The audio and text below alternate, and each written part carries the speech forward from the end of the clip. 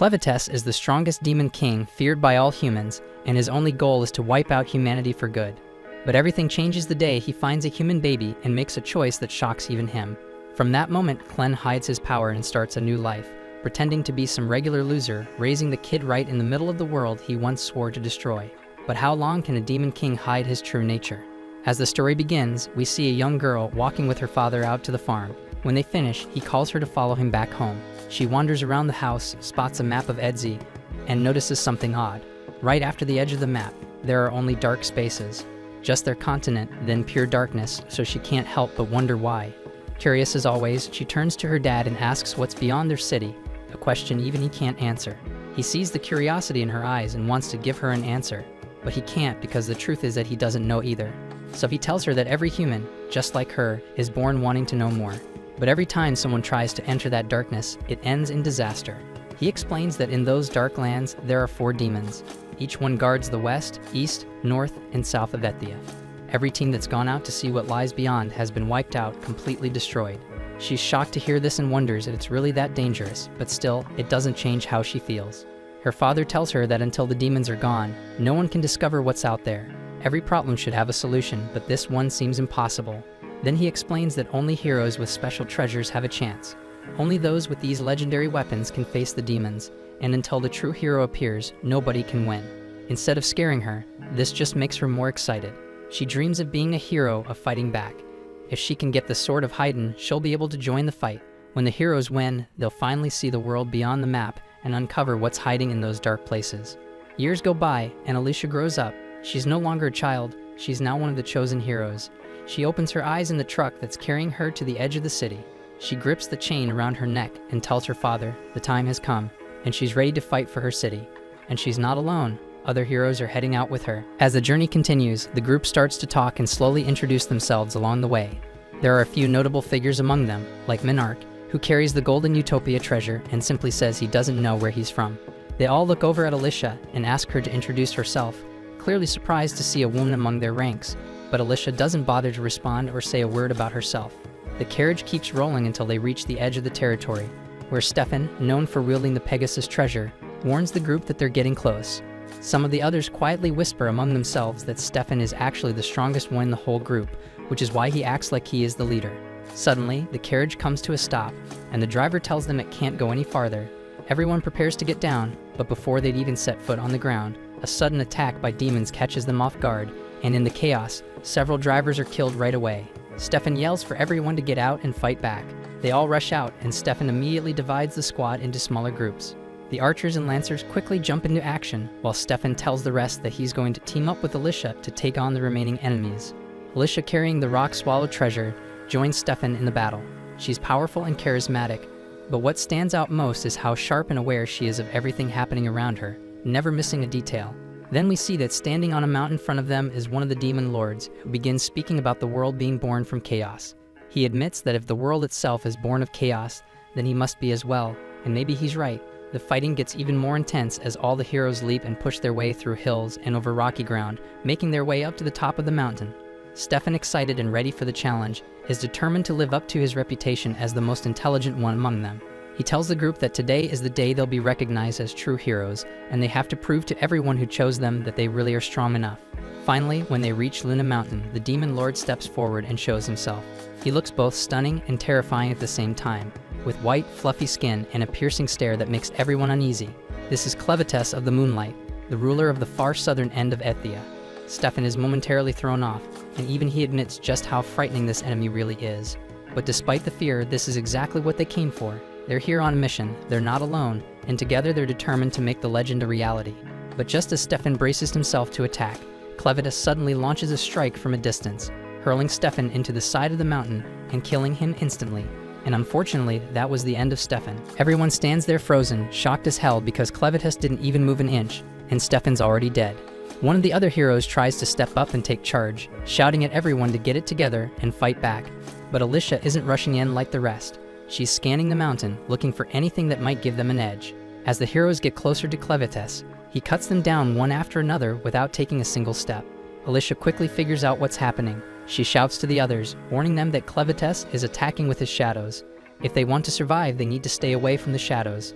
The group hesitates, not sure what to do, but Alicia doesn't wait. She starts leaping across the mountainside, running as fast as she can. The shadow follows her, and she's the first one who actually sees the attack coming and manages to fight back. Clevatess's eyes light up in surprise. Maybe this battle won't be as easy as the others he's fought before, but still it catches his attention.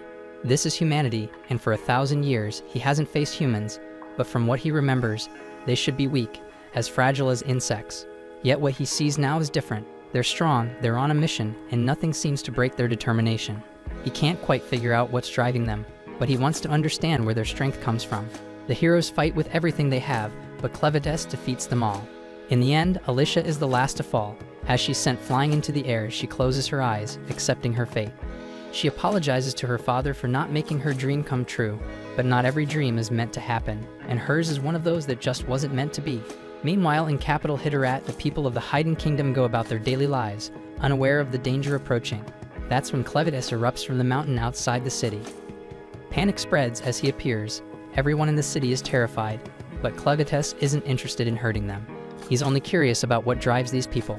He remembers that the ones who attacked him called themselves heroes sent by the king of Haydn, and now he plans to fight his way to the palace to reach the king. The villagers panic and run for safety while the knights rush into action, bringing out their archers to launch an attack. But Clevatess doesn't attack them in return.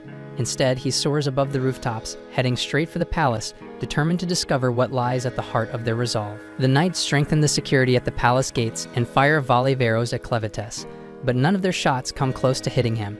He watches their attacks, unfazed, and quickly realizes they're not as strong as he expected. They're still weak, and nothing they do can harm him. With a single swing of his arm, he smashes the palace wall to the ground. The knights quickly realize the situation is out of their control, so one of them rushes off to warn the king that the Demon King has attacked. The king doesn't seem surprised.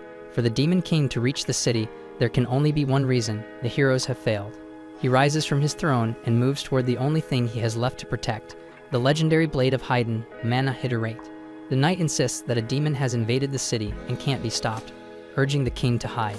But if the demon truly is unstoppable, the king reasons there's no point in running because no matter where he goes, the demon will find him.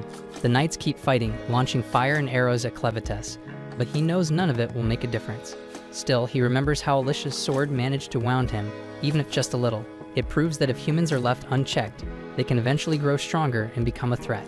He never approached human territory, but now they're after his land, and for him, that's reason enough to fight back. The king approaches the door to defend the sacred blade, but as he opens it, Clevatess appears right in front of him. With one look at the crown and the clothes, Clevatess instantly knows he's facing the king. He calls it out, speaking clear human language, and that throws the king off because a demon shouldn't be able to talk like them. The king is shocked, asking how a damned beast like him can even speak their tongue. But Clevatess just tells him to watch his filthy mouth because he's the only one with the power to save humanity. He has a few questions, and the king's answers will decide if all of humanity survives or gets wiped out. By all humanity, Clevatess doesn't just mean Haydn's people, but also those of Duns, Orgates, Sledens, and Benti. His questions are direct. Who are humans? What defines their character? What is their true motivation? And why do they want to attack the Demon Kingdom? The king refuses to give any answers to a demon and only says that a beast could never understand. Clevatess doesn't bother asking again, and he simply takes off the king's head. Clevatess turns away, convinced now that humans are a threat and must be wiped out. He decides that, to destroy all of humanity, he'll need a team by his side, and he's willing to take his time building it. As he walks off, the sound of a crying baby catches his attention. Lying nearby is a mother barely alive, holding her child with the last of her strength. Clevatess comes closer, uninterested at first when he sees it's just a human baby. But then, the mother speaks. She begs him and pleads for him to save her child. He's taken aback and wonders if she even knows who the hell she's asking, because she's begging the very source of her people's suffering. He tells her straight out that he's here to destroy humanity, and if she needs to blame someone for the baby's death, she should blame the child for being born human. But the dying woman refuses to back down and insists that no child ever gets to choose what they're born as. He doesn't care, but still he tells her she wants him to spare the baby, she should give him a reason. The woman, running out of strength, says she can't prove the child's worth now, but she's certain the child will prove it when he grows up, and with that, she dies. Clevatess picks up the child, and he isn't convinced, but since she was so sure, he decides he'll wait and see if this human is any different. After all, it won't take him long to watch a child grow. Elsewhere in this massive kingdom, we learn that there are 5 human races living in the world. First are the Duns, the most numerous. Next come the Orgites, known for their bravery and the horns on their heads. Then there are the Slatans, who are mostly introverted and don't interact much with others. After that are the Benti, who look a lot like demonic bandits but have incredible strength. Finally, there are the Hydanians, the oldest and the most mysterious and wisest of all. They have the unique ability to craft weapons from arcanocite, but only the royal family knows the secret technique. Because wisdom is what the Hydanians value most, they've spent years selling their weapons to the Duns.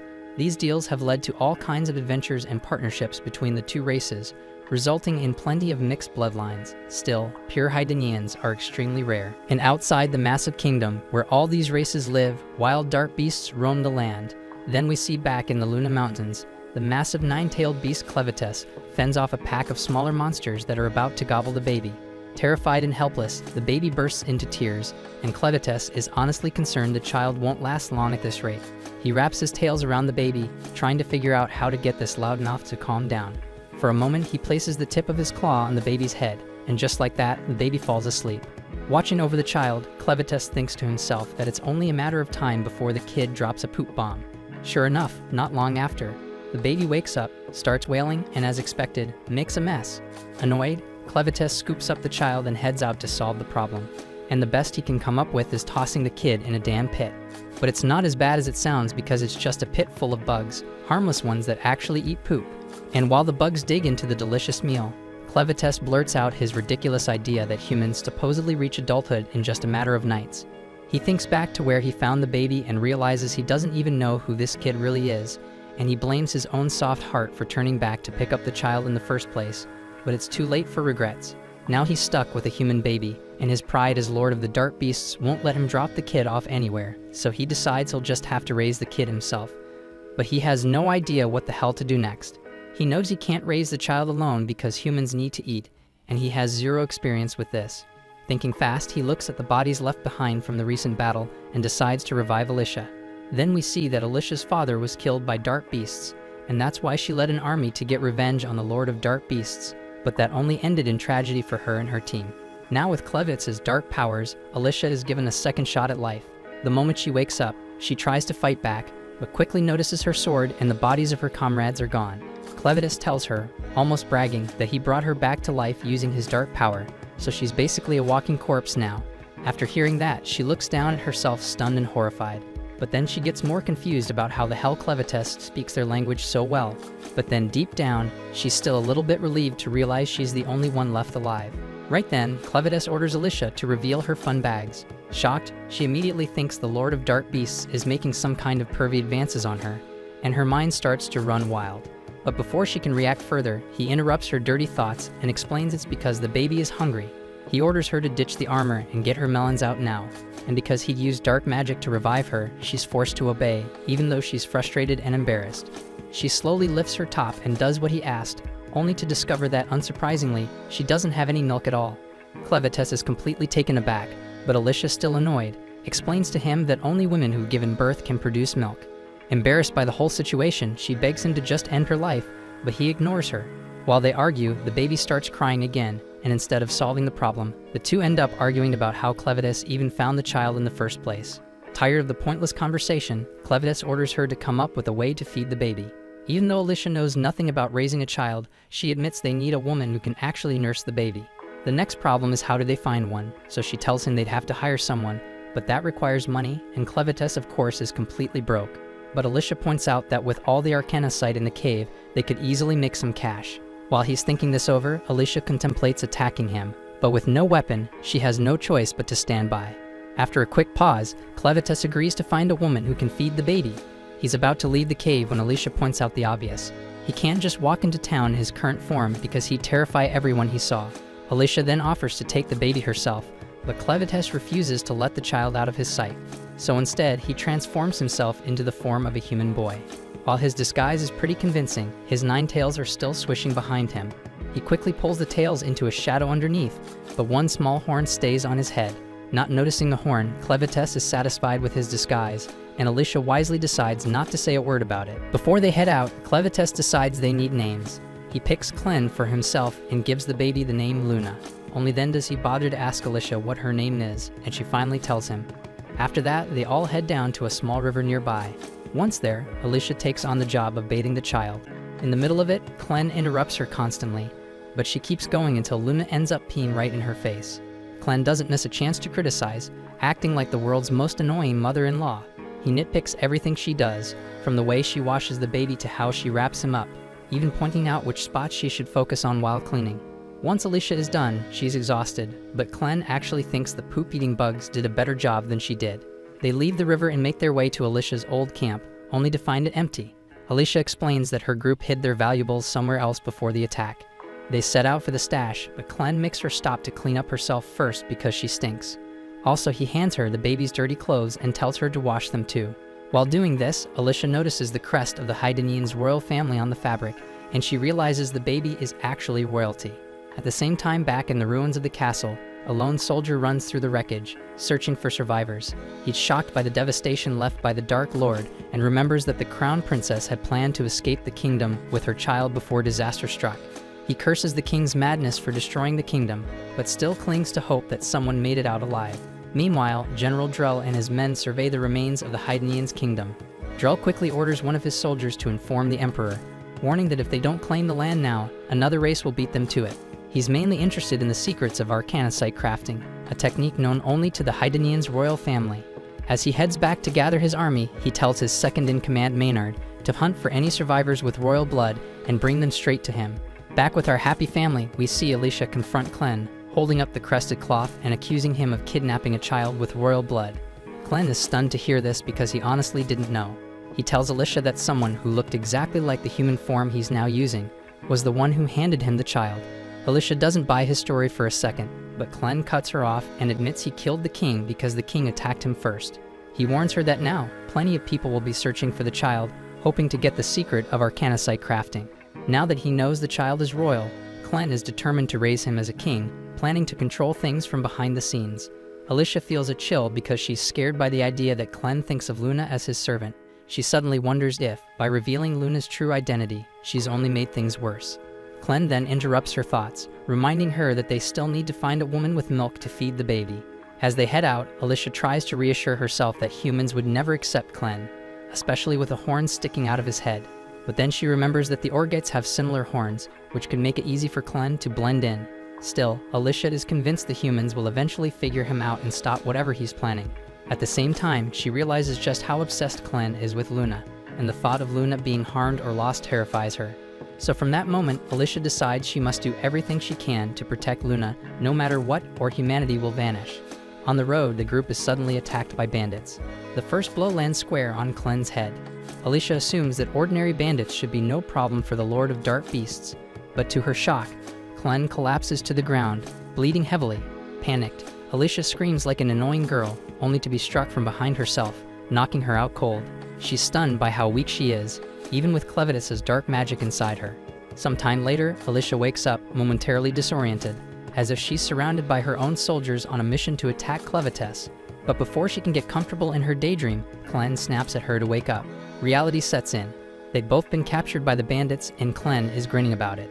They realize they were all crammed into the bandits' crappy wagon, with a bunch of other sorry souls who'd gotten caught too. Somehow, Clen was just sitting there, little Luna snoozing in his arms, wearing this ridiculous grin that only made Alicia's nerves shoot through the roof. She glances at Luna sleeping quietly and asks Clen how in the hell he managed to calm the kid down. Clen replies that Luna was indeed crying earlier, but thanks to the gentle rocking of the carriage, she's quiet now. Alicia pushes her way past the other miserable captives until she's close enough to whisper sharply at Clen, demanding to know why he, the badass, legendary Demon King, let himself get caught so easily. She figures his sudden makeover must have weakened him so much that some random asshole knocked him out with a single hit. Clen chuckles, admitting that she's almost right. Apparently, when he transformed into this scrawny-ass human disguise, it accidentally made his body as fragile as a damn toothpick. He didn't see that coming, so when someone cheap-shotted him from behind, he went lights out immediately. Basically, his natural defense system is now about as effective as a wet napkin, but luckily he can still power up his defenses if he really needs to.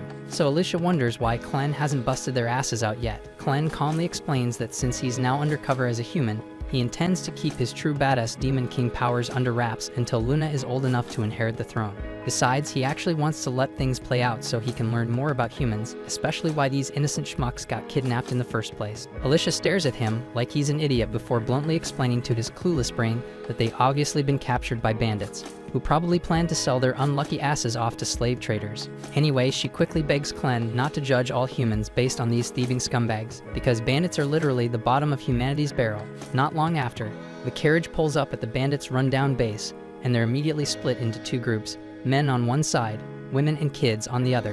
One of the captives suddenly makes a run for it, clearly sick of this bullshit. So Dagarn, one of the bandit leaders, watches the idiot sprint away, smirking smugly, knowing the guy just signed his own death warrant. Sure enough, another bandit casually hurls a dagger at the fleeing guy, impaling him straight through the back and dropping him faster than a sack of potatoes. With that moron permanently out of commission, Dagarn calmly warns the remaining fresh meat not to try anything similarly stupid unless they want a blade decorating their spine too. Then his attention shifts straight to Alicia. He orders her to follow him, and before she can even protest, he roughly drags her off toward his room, intent on getting to the bottom of her melon. Clen then stands uncertainly until a woman named Karma, who appears to be in charge of handling the women and children section of this lovely human trafficking operation, notices him spacing out. Spotting Luna in his arms, Karma calls over her servant Neru, whose messed up job is basically daycare for kidnapped infants. Then we learn that the bandits' hideout is located in an abandoned quarry, and deep at the bottom of this sketchy-ass pit lies a mysterious pool of water, and at the very bottom of that pool sits a legendary red blade.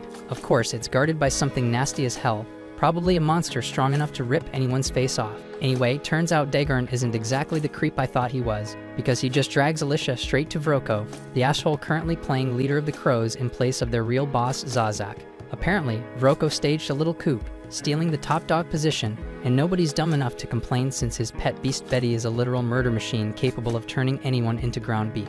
Alicia recognizes Betty immediately as a vicious western demon and is stunned that a dumbass like Vroko actually managed to tame it. Vroko casually chats with Betty, who complains that she's bored and wants to play with a human guy. With a twisted grin, Vroko tells her to help herself to either one of the unlucky bandit morons who brought Alicia over. But before Betty picks her unlucky chew toy, Vroko finally reveals why he summoned Alicia. Obviously, his goons snatched the magic crystals Alicia grabbed from Clen's crib, and Vroko knows exactly that they're from Mount Moon, the lair of Big Bad Clevatess. Considering this, plus the fact Alicia didn't immediately shit herself at Betty's presence, Vroko deduces she's one of the 13 heroes from Haydn sent on a suicide mission to take out Clevatess. Assuming Alicia was headed back to Haydn loaded with these crystals, Vroko decides to drop a bombshell. The royal capital of Haydn has already been annihilated by Clevatess. But this little apocalypse isn't exactly bad news for Vroko's crooked business. He proudly flashes a reddish sword, claiming it's a mana hitterite blade, which only Haydn royalty know how to craft. Of course, Vroko's sword is faker than a $3 bill,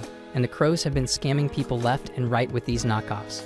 Now that the entire royal family has officially logged off permanently, the price of these phony mana hitterite swords has become extremely valuable. It's one hell of a money-making scheme. But Vroko's greedy ass isn't satisfied because he's after something even bigger. The purest, most legit Hyderite swords crafted personally by Haydn's kings and handed exclusively to their heroes. Vroko confidently assumes all the other heroes have already gotten their asses handed to them by Clevatess, accusing Alicia of abandoning her crew to save her own skin. He demands Alicia spill where the hell her own weapon is, plus the weapons from her 12 despawned teammates. Alicia stays stubbornly silent, pissing Vroko off even more, so he orders Dagarn and Satch to drag her ass back to Clevatess' lair to find those valuable treasures. Dagarn, showing a rare spark of brains, suggests maybe it'd be smarter to have Alicia chase after another treasure they've been eyeing. But Vroko sticks to his guns, insisting on the original plan. Before sending them off, Vroko tells Dagarn and Satch they're free to warm up with Alicia however they like, making sure she won't cause trouble during the journey. At the same time, Clen's found himself working as a waiter at the shitty little inn run by Karma. Watching the bandits trying to flirt with Karma makes Clen silently gag, genuinely wondering how these sleazy bastards manage to exist without spontaneously combusting from their own shittiness. On the other hand, Neru is busy feeding Luna her legendary milk, while also doubling as a waitress, and sadly the customers constantly abuse the hell out of her. Clen patiently serves meat to these low-life thugs, impressing the idiots with his strangely obedient demeanor. Karma, however, feels uneasy around Clen. Everyone here just assumes he's some kind of ogre because of his horns, but his pale-ass skin and ice-cold killer stare don't quite fit that profile. Suddenly, two particularly disgusting bandits decide to harass Neru, dragging her off somewhere private for their twisted entertainment. They spend all night torturing her, leaving her bruised and battered. But Neru stays quiet, silently enduring the abuse. And once those scumbags are finally done, she limps quietly back into the inn to feed Luna again like nothing happened. A few moments later, the same two bastards who brutalized Neru suddenly start feeling dizzy and weak as hell. Before they even realize what's happening, they straight up vanish from existence. Turns out Clen was behind their abrupt departure, quietly serving up some ice-cold justice for Neru. When Neru returns to Luna, she finds the kids safely in Clen's arms, totally clueless about what he just did to her tormentors. Her only concern is feeding Luna again, so she takes the baby and carries her gently to a nearby shed to nurse her in peace. Clen quietly follows her inside and sits down beside her, asking Neru to tell him about herself. He's curious if she's actually part of these crow assholes and what exactly their deal is. Neru hesitates for a second, unsure of how to explain, but Clen softly encourages her to continue talking, insisting he's genuinely interested in hearing her story and nothing more. Neru quietly begins to spill her tragic backstory, revealing that she's spent her whole miserable life stuck in this shithole, with no identity beyond being a member of the Crows gang. She never knew her father and only vaguely remembers her mother. As a kid, all she ever saw was her mom's back, and she learned early that her mother was basically just a serf, having caught glimpses of cruel people treating her badly. When she was 12, her mom suddenly disappeared without a trace. Neru never found out whether her mom died or just bolted to escape this hell, but she quickly learned what her mother had shielded her from. The same night her mother vanished, some of the crows stormed into her room while she ate and harmed her severely. From then on, life turned into a relentless nightmare. The vicious men slapped her daily, treating her worse than livestock, until Karma eventually stepped in. Karma took pity on Neru, bluntly explaining that if she learned to make them happy, they might actually leave her alone for a bit. That night, Neru decided to follow Karma's terrible advice and started learning how to do what she had to survive. Although she knew she could never match Karma's level, her life marginally improved. At least now she had work and could feed infants like Luna thanks to her unusually abundant milk supply, so in some twisted way she felt satisfied. Clen suddenly interrupts, confused as hell, asking bluntly how the hell she has milk without any children. Neru quietly admits that she had once been pregnant, but it ended in a tragic stillbirth. The baby moving inside her was the only thing keeping her sane, but when the midwives told her the child was dead, she sank into a frozen despair. Honestly, she was completely fine with passing away, figuring she might at least reunite with her lost child on the other side. But just as she was ready to let go, she suddenly felt warmth again. Her eyes snapped open to see a random 6-month-old baby desperately sucking at her melon, trying to survive. Seeing that little stranger fight so damn hard to live gave her a fresh purpose. She picked up the baby, fed him, and found new meaning in her miserable existence. Since then, she's fed countless other children who ended up at the crow's base, each one reminding her that her life had value. She confesses she even tried twice more to have kids of her own, but both times ended in heartbreak. By now, Clen's had enough of this sob story, bluntly telling her to shut up already, and out of nowhere, he asks Neru if she wants to follow him as Luna's personal wet nurse. He insists he's not trying to take her or anything weird, but he also can't think of a damn reason not to bring her along. Plus, Luna clearly likes her, so it definitely saved him from dealing with Luna's crying tantrums all day, making it a total win for him. Luna gently taps Neru as if urging her to come with them, and Clen bluntly repeats his offer. He asks if she'd prefer becoming Luna's personal wet nurse, or if she'd rather stay here getting used and harmed by these filthy bandits. Neru hesitates. She knows damn well it's a once-in-a-lifetime opportunity,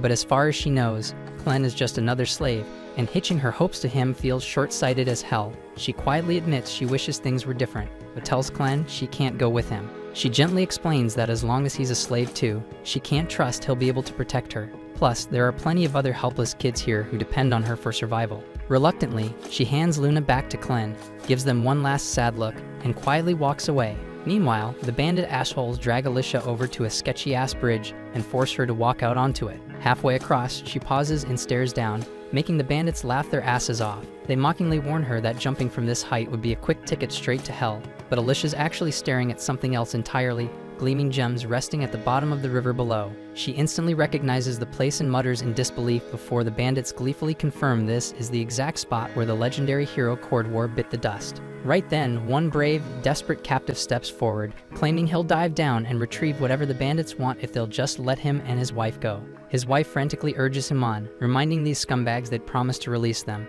But as soon as the poor guy plunges into the water, monstrous creatures emerge and immediately tear him to shreds, leaving the wife screaming like hell. Alicia grits her teeth, knowing full well these lying bastards never planned on releasing the guy. She realizes with dread that this place is basically hell on earth, infested with Arvensis, horrific monsters that flooded into their world 300 years ago. Back then, people at least had solid ground to fight on, but even Cordwar, the strongest hero of his time, couldn't handle these nightmare creatures. His legendary sword, the Stream Splitter, remains down in that cursed river to this day. And now these greedy bastards want someone stupid enough to retrieve the sword, even though it's clearly impossible. Furious, Alicia calls out the bandits for being complete scumbags, knowing full well they deliberately sent the poor guy to his death without even bothering to tie his rope properly. They snap back at her, reminding her she's not here to lecture them, and the bastard who's going to discipline her is already waiting.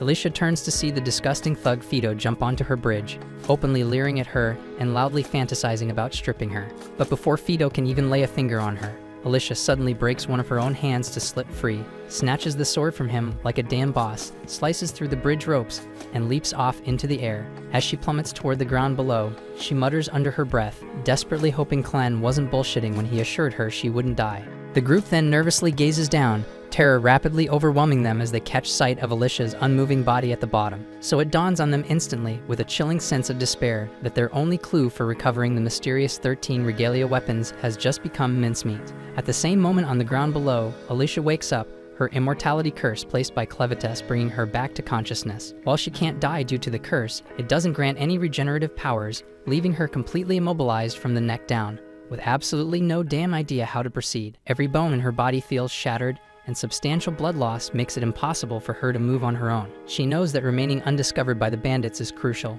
so she desperately struggles until her spilled blood begins floating upward, summoning Clen to appear before her. Surprised by Clen's unusually small form, Alicia learns that his current size is due to his manifestation from the blood magic sustaining her immortality. Clen explains that this magical blood is essential to her survival. If she completely bleeds out, she'll truly die. But if Alicia continues proving useful, Clen promises to replenish all of her blood, enabling her body to heal fully from the injuries. Relieved by this assurance, but noticing Clen hasn't begun the healing yet, Alicia asks why he's hesitating. Clen assures her he will heal her, but first needs her insight on something. He recently identified Neru as the ideal candidate to serve as Luna's wet nurse, despite Clan, even with his demonic senses, recognizing the severe mistreatment Neru suffers here.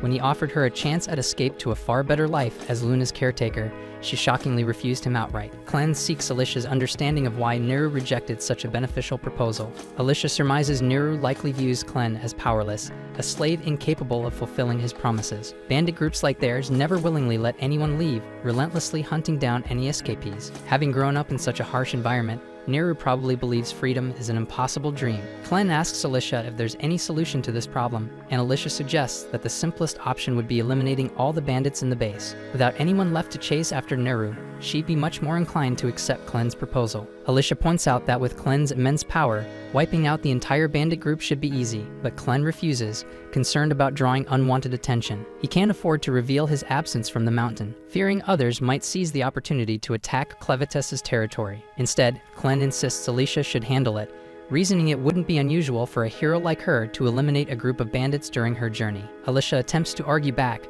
but Clen interrupts and insists she carry out the task, immediately flooding her body with magic-infused blood to restore her strength. Soon afterward, the bandits arrive at the bottom of the cave to locate Alicia's body. They're horrified to witness her body contorting unnaturally, bones snapping back into position and tissues rapidly mending, subjecting Alicia to unimaginable pain. Eventually, her body fully heals, leaving her completely restored. The bandits are astonished by her survival but quickly shift their focus, believing they can still force Alicia to guide them to the 13 regalia. Aware of her hero status, they proceed cautiously but feel confident in their numbers. One eager bandit foolishly charges ahead alone, striking Alicia's shoulder.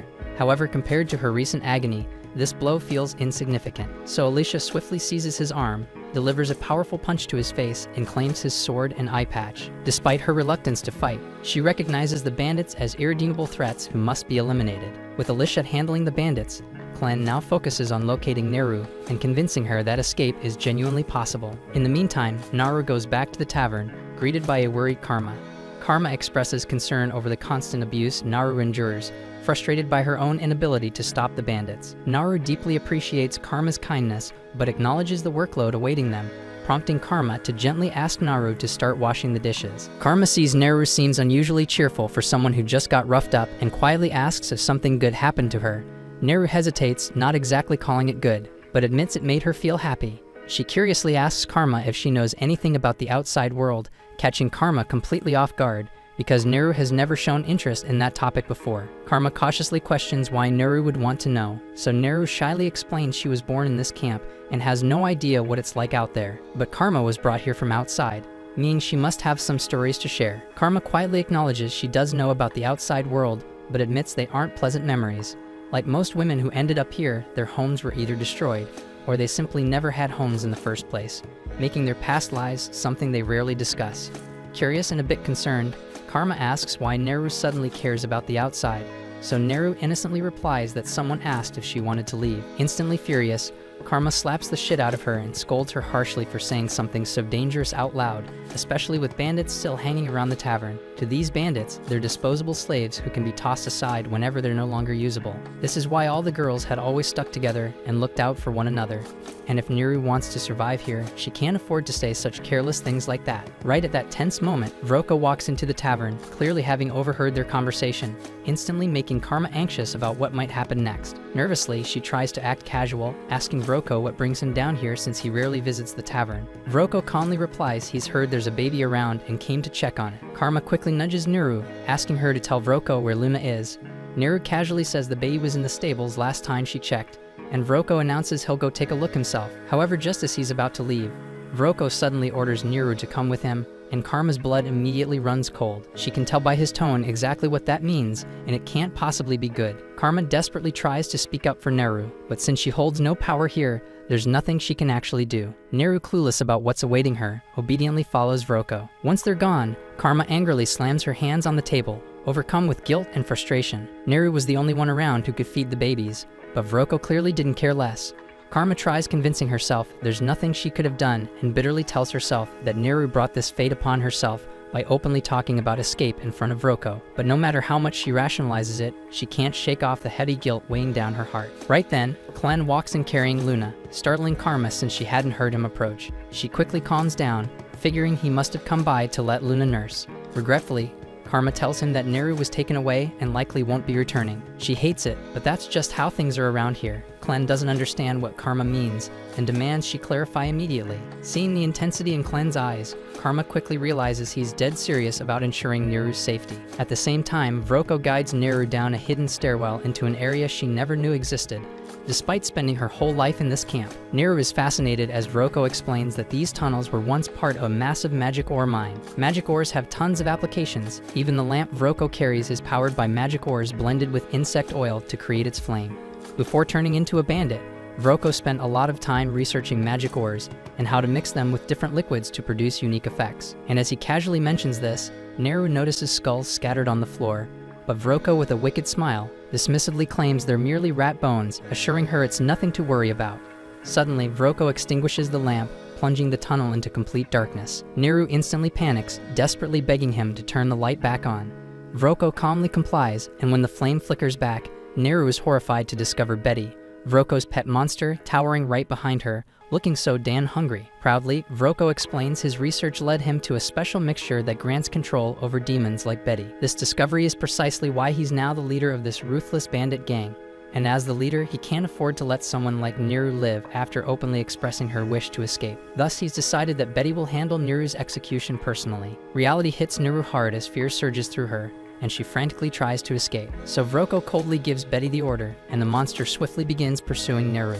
As Neru stumbles and struggles to flee, she bitterly recalls Clen's earlier offer. She deeply regrets rejecting it, knowing that if she'd said yes, things might have ended differently. Right then, Neru notices Clen standing at the far end of the tunnel holding Luna, and her heart breaks as she realizes she'll never be able to care for Luna again. Usually, this is exactly when Clen would heroically save her, but unfortunately, Neru gets swiftly devoured by Betty, swallowed whole, and seemingly gone forever. Luna immediately bursts into tears after witnessing such a horrific sight, but Clen gently comforts her, explaining this is simply how the world works. Magical beasts have to eat too, so blaming Betty is pointless. If anyone is at fault, it's Clen himself for arriving too late. He's genuinely frustrated at losing someone as valuable as Neru, but there's nothing he can do now. Clen then calmly shifts his attention toward Vroko, puzzled at how a proud troll from the western forest could ever serve a weakling fat dwarf with a buck-toothed face like him. Vroko is completely stunned by Clen's audacity to insult him at a time like this. He's also baffled about how Clen even reached this place,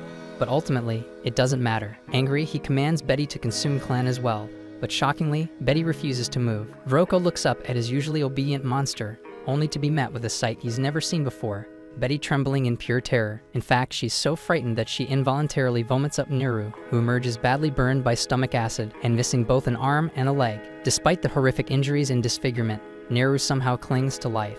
Without hesitation, Clen swiftly neutralizes the acid covering Neru's body and gently places Luna beside her, letting him offer comfort during her final moments. He then discreetly sends one of his shadows to quietly carry both Luna and the severely injured Neru away, while Vroko is distracted. When Vroko turns back to confront Clen again, he's utterly shocked to discover that Luna and Neru have disappeared. Confused and enraged, Vroko assumes Clen must have used some form of magic.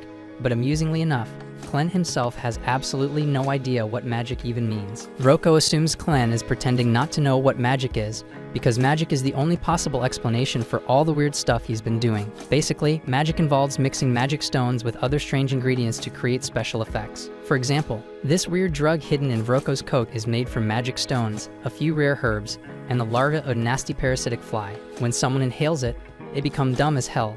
Except for Vroko himself, obviously. That's exactly how he made Betty so obedient in the first place. Without hesitation, Vroko tosses the drug into the fire, causing a vapor to spread quickly through the air. The moment Betty inhales it, her mind goes blank, and she charges straight at Clen in a rage-fueled frenzy. Clen's fragile human body gets smacked around like a ragdoll, since he can't fully access his true power in this form. While he flies through the air, bouncing painfully off the cave walls, the only thing running through his head is how furious he is at Alicia for not warning him about this whole magic thing. Speaking of Alicia, she's currently busy slicing through bandits like they're discount meat, already having dropped 8 of them. Unfortunately, there's still a whole mob left to deal with, and the cheap sword she swiped off the first bandit has already snapped in half. She realizes she'll need a way better weapon if she's going to finish off this entire gang, so she makes a break for the flooded part of the cave. Around 50 angry bandits are still chasing her, and even though she's immortal, exhaustion is a very real problem. If her energy runs out before the bandits do, she's seriously screwed. Alicia finally reaches the flooded area.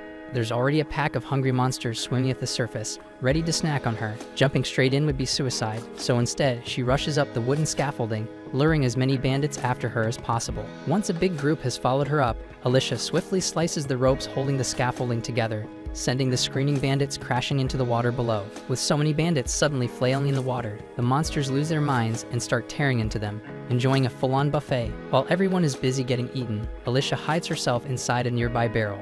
Since suffocating to death isn't a problem for her, she patiently waits as the barrel sinks into the depths, bringing her safely down to the bottom of the lake, exactly where the legendary sword awaits. However, successfully holding her breath for the entire descent turns out to be far tougher than Alicia had imagined, and before long, the unbearable pressure combined with the brutal oxygen deprivation hits her exactly as she dreaded. Her entire body becomes paralyzed under the merciless water pressure, and despite knowing full well she's immortal and can't genuinely drown, resisting the desperate urge to shoot back up to the surface is absolute hell. After what feels like an eternity, she finally smashes against the ground, stumbling out of the barrel in a disoriented daze. Instantly, the crimson glow of the legendary sword catches her eye, shining faintly in the darkness, and she immediately drags herself toward it, despite her muscles screaming from exhaustion. Alicia knows damn well that once she grabs that sword, she'll gain a massive power-up, and hauling herself out of this hellhole will become a piece of cake. But just as she's about to catch it, an enormous blood-red eye opens directly in front of her face, and only then does it dawn on Alicia that she's not actually standing on the lake bed,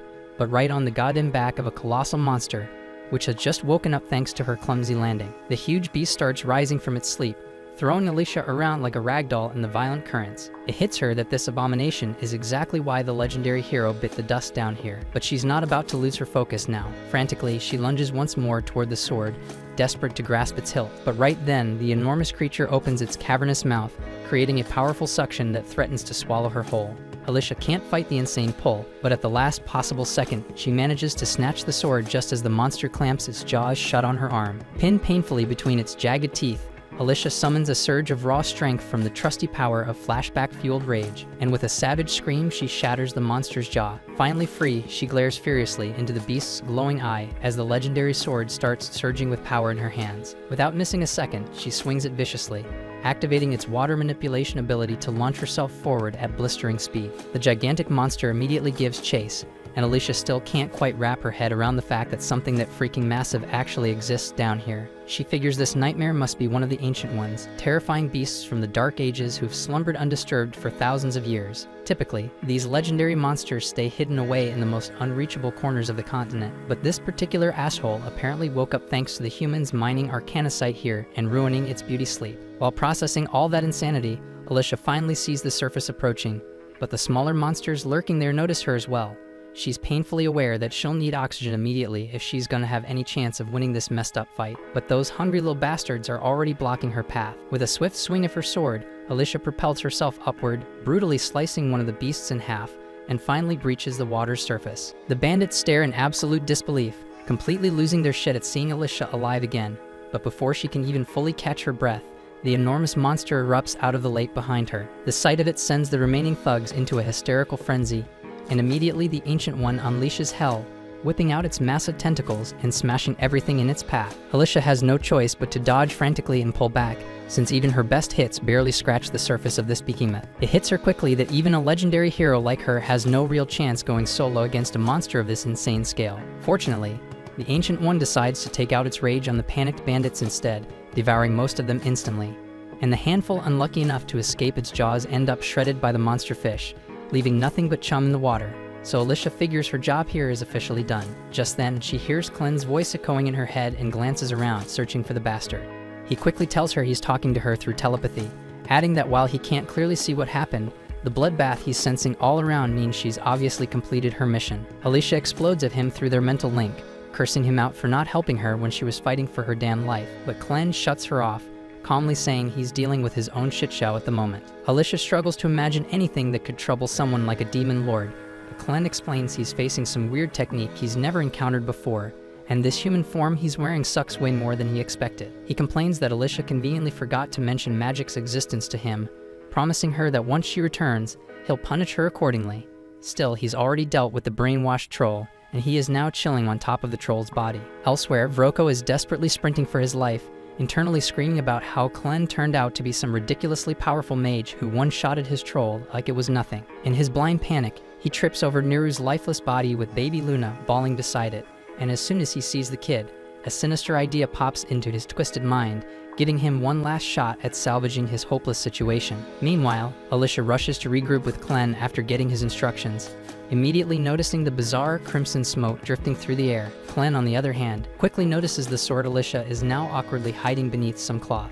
She bluntly informs him she's sure as hell not discarding the blade after nearly getting herself killed trying to get her hands on it. Clen could honestly care less about the sword right now though, because that strange red smoke is seriously messing with his senses. He irritably informs Alicia that although normal humans and animals seem unaffected, it's completely throwing him off balance as a demon lord.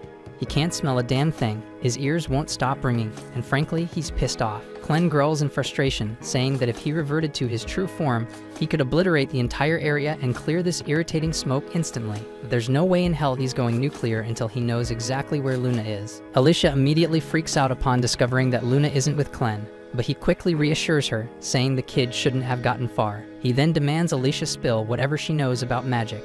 She explains that only a handful of people can pull it off by channeling the hidden energy inside arcanasite. Alicia admits with frustration that she personally sucks at magic despite knowing some theory, and Clen bluntly calls her utterly useless. Alicia explodes, unleashing a torrent of curses at Clen, but he completely ignores her ranting and decides they need to move fast and locate Luna and Neru, acknowledging that there's a chance both of them could already be dead. Alicia's blood runs cold at hearing those chilling words, and she nervously asks Clen what he'd do if Luna really is dead. Without a hint of emotion, he responds that he'd immediately lose all interest in humanity, causing Alicia to realize in horror that this scenario would be humanity's absolute worst nightmare. Determined to save mankind from Clen's wrath, Alicia urgently starts searching for Luna, quickly stumbling upon a trail of fresh blood. She asks Clen if Neru had been bleeding, and he confirms it. Alicia guesses that either Neru's dragging herself along or somebody's pulling her. Either way, they wouldn't have gotten far, meaning they need to move their asses right now. Meanwhile, Neru is barely alive, desperately holding onto Vroko's leg with every shred of strength she has left, determined to protect Luna, even if it's her last damn breath. Vroko, completely pissed off, keeps cursing and brutally kicking Neru, ordering her to let go, but she stubbornly refuses. Vroko is desperate to shake Neru off so he can flee with Luna, since earlier when he tried to grab the kid, Luna's cry made his magic lantern explode spectacularly. This made him realize that Luna clearly possesses insane magical talent, and being a pure-blooded Haiden, he might even belong to the royal family. Frustrated, Vroko raises his blade to cut off Neru's wrist and finally free himself, but just then Alicia bursts onto the scene, furiously ordering him to stop. Vroko nearly pisses himself, demanding to know what happened to his men who went after her. Clen coldly answers him, casually mentioning that his men ended up as dark beast snacks. Vroko totally panics now, desperately threatening Alicia and Clen not to get closer, or he'll chop off Luna's tiny fingers. Clen, completely unfazed, dares the bastard to go ahead, mocking him that he can just heal any injuries anyway. Alicia quickly interrupts Clen, scolding him that even if he fixes Luna's wounds, he can't heal the mental scars it'll leave behind.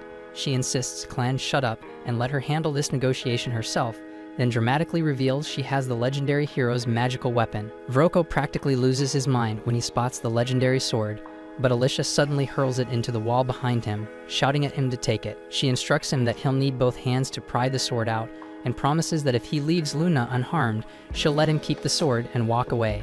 Vroko starts laughing bitterly, calling bullshit because no true hero would ever trade away such a powerful weapon just for some brat. Convinced now more than ever that Luna really is royal blood, Vroko changes his tactics and demands Alicia reveal the locations of the 13 legendary weapons she and her allies possess if she wants the kid back. And Clen also tells Alicia to just give up the damn locations, dismissively remarking that they're only weapons after all. Alicia coldly tells Vroko that the legendary weapons are hidden at the deepest part of the canyon beneath Luna Mountain, but warns him he'll have to personally haul his ass there if he wants them. Vroko chuckles smugly, boasting that it'll be easy for him to snatch those weapons since he's mastered more than just one type of magic. Without warning, he throws a mysterious black powder into the air, gently taps Luna to startle the kid into crying, and triggers Luna's powerful magic instinctively. Luna's energy activates Vroko's hidden spell, cloaking him in invisibility. Smirking with confidence, he starts strolling away, fully convinced Alicia and Clen can't possibly track him now. But just as he thinks he's gotten away clean, Alicia suddenly materializes directly in his path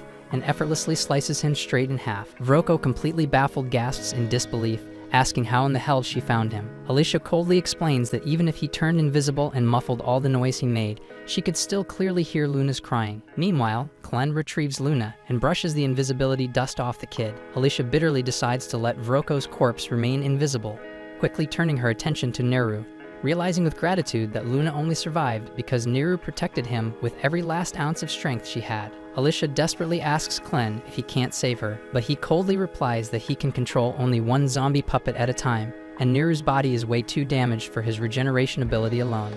He casually says they could potentially get replacement parts elsewhere, but it'd be a hell of a lot easier just to let her die.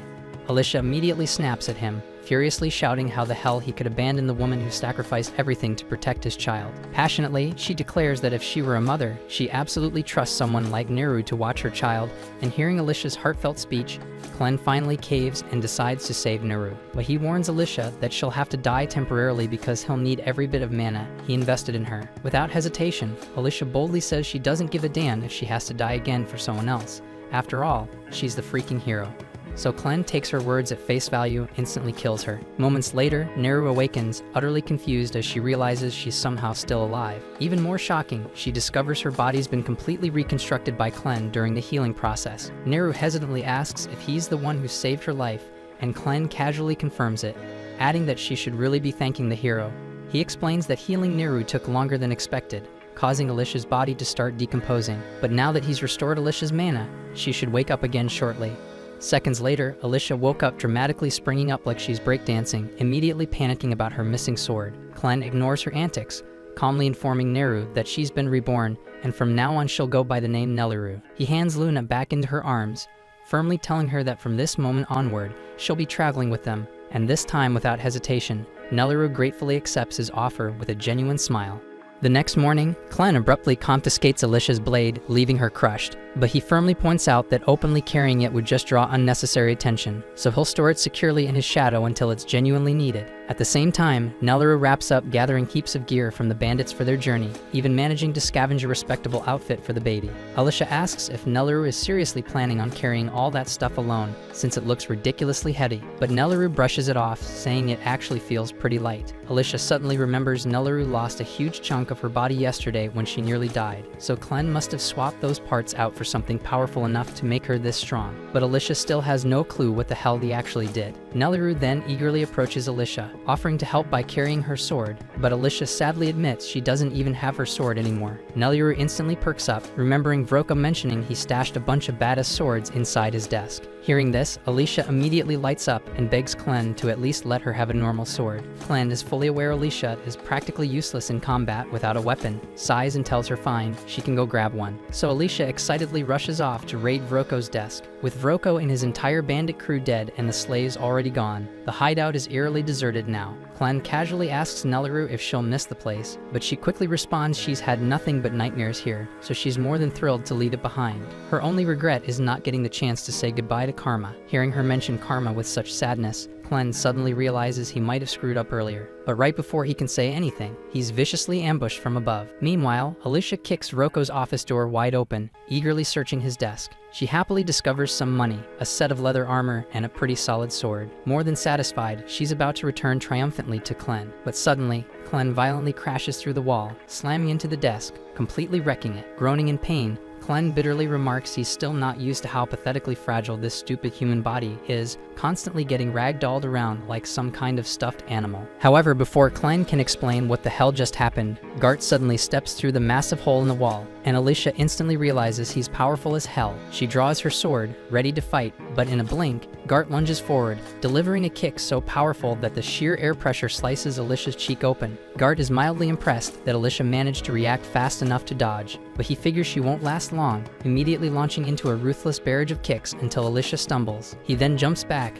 unleashing a violent gust of wind that blasts Alicia straight through the roof and out of the building. Alicia crash lands outside, and Gart is again genuinely surprised she can still stand after that hit, so he calmly offers her a deal. He says he's only after Clen. If Alicia drops her sword and leaves right now, he promises he'll stop fighting her. But Alicia doesn't trust a word Gart says, convinced he's just another surviving bandit. She bitterly wishes she had her stream splitter sword right now, but since that's not happening, she'll have to rely on one of Hayden's techniques instead. Clearing every useless thought from her mind, Alicia narrows her focus until the only thing she's thinking about is slicing Gart to pieces. With her mind crystal clear, her movements become much more precise, and she suddenly darts forward with a shocking burst of speed. Gart is caught completely off guard by Alicia's sudden acceleration, and just as her blade is about to land, Clen shouts sharply at her to stop. Alicia's body instantly freezes mid-attack, instinctively obeying Clen's command, but her mind still burns with nothing but pure murder, so Clen has no choice but to smack some sense back into her before things escalate further. Once Alicia snaps back to her senses, Clen explains loudly that this whole fight is just one huge misunderstanding, and there's no good reason to fight Gart. Besides, if Clen hadn't intervened just now, Gart would have obliterated her entire body with a single kick before her sword could even touch him. Gart, being reasonable, calmly asks Clen to elaborate exactly how this is all just a misunderstanding. As far as Gart can tell, Neliru over there reeks suspiciously, like a Dan Western troll,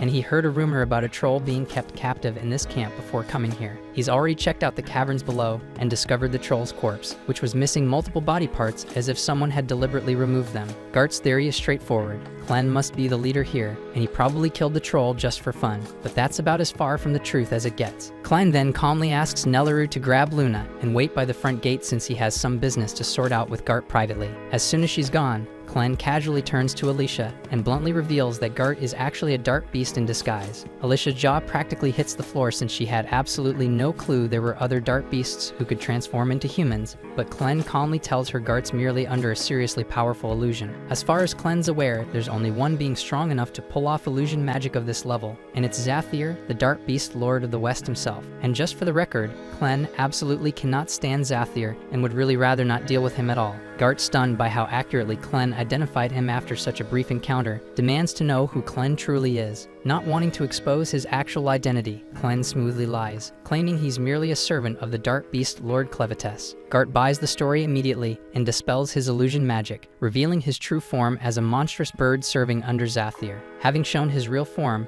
Gart asks Clen to offer proof of his own dark beast identity, prompting Clen to reveal one of his shadow tails. Satisfied by this proof, Gart quickly calls for a truce. Meanwhile, Alicia is having a full-blown mental crisis because this is way too much crazy information hitting her at once. First of all, she had zero idea there were other beasts like Clevatess who could disguise themselves as humans and speak human languages fluently. If that's true, then what the hell was the point of the heroes going to war against Clevatess at all? Noticing Alicia freaking out, Clen sighs, telling her to chill out, because there really aren't many dark beasts out there capable of such elaborate disguises. Aside from Zathir, none of them would even bother interacting with humans without a dang good reason. With all that cleared up, Gart bluntly asks why the hell Clen is willingly associating himself with a human lady. Clen smoothly replies that Alicia's just a human he turned into his personal servant, forcing her to obey every command he gives. He's keeping her around solely as a guide while learning about the human world, and the same thing goes for Nelaru and Luna, but he makes it clear he's not gonna share any more details with Gart. Understanding the situation,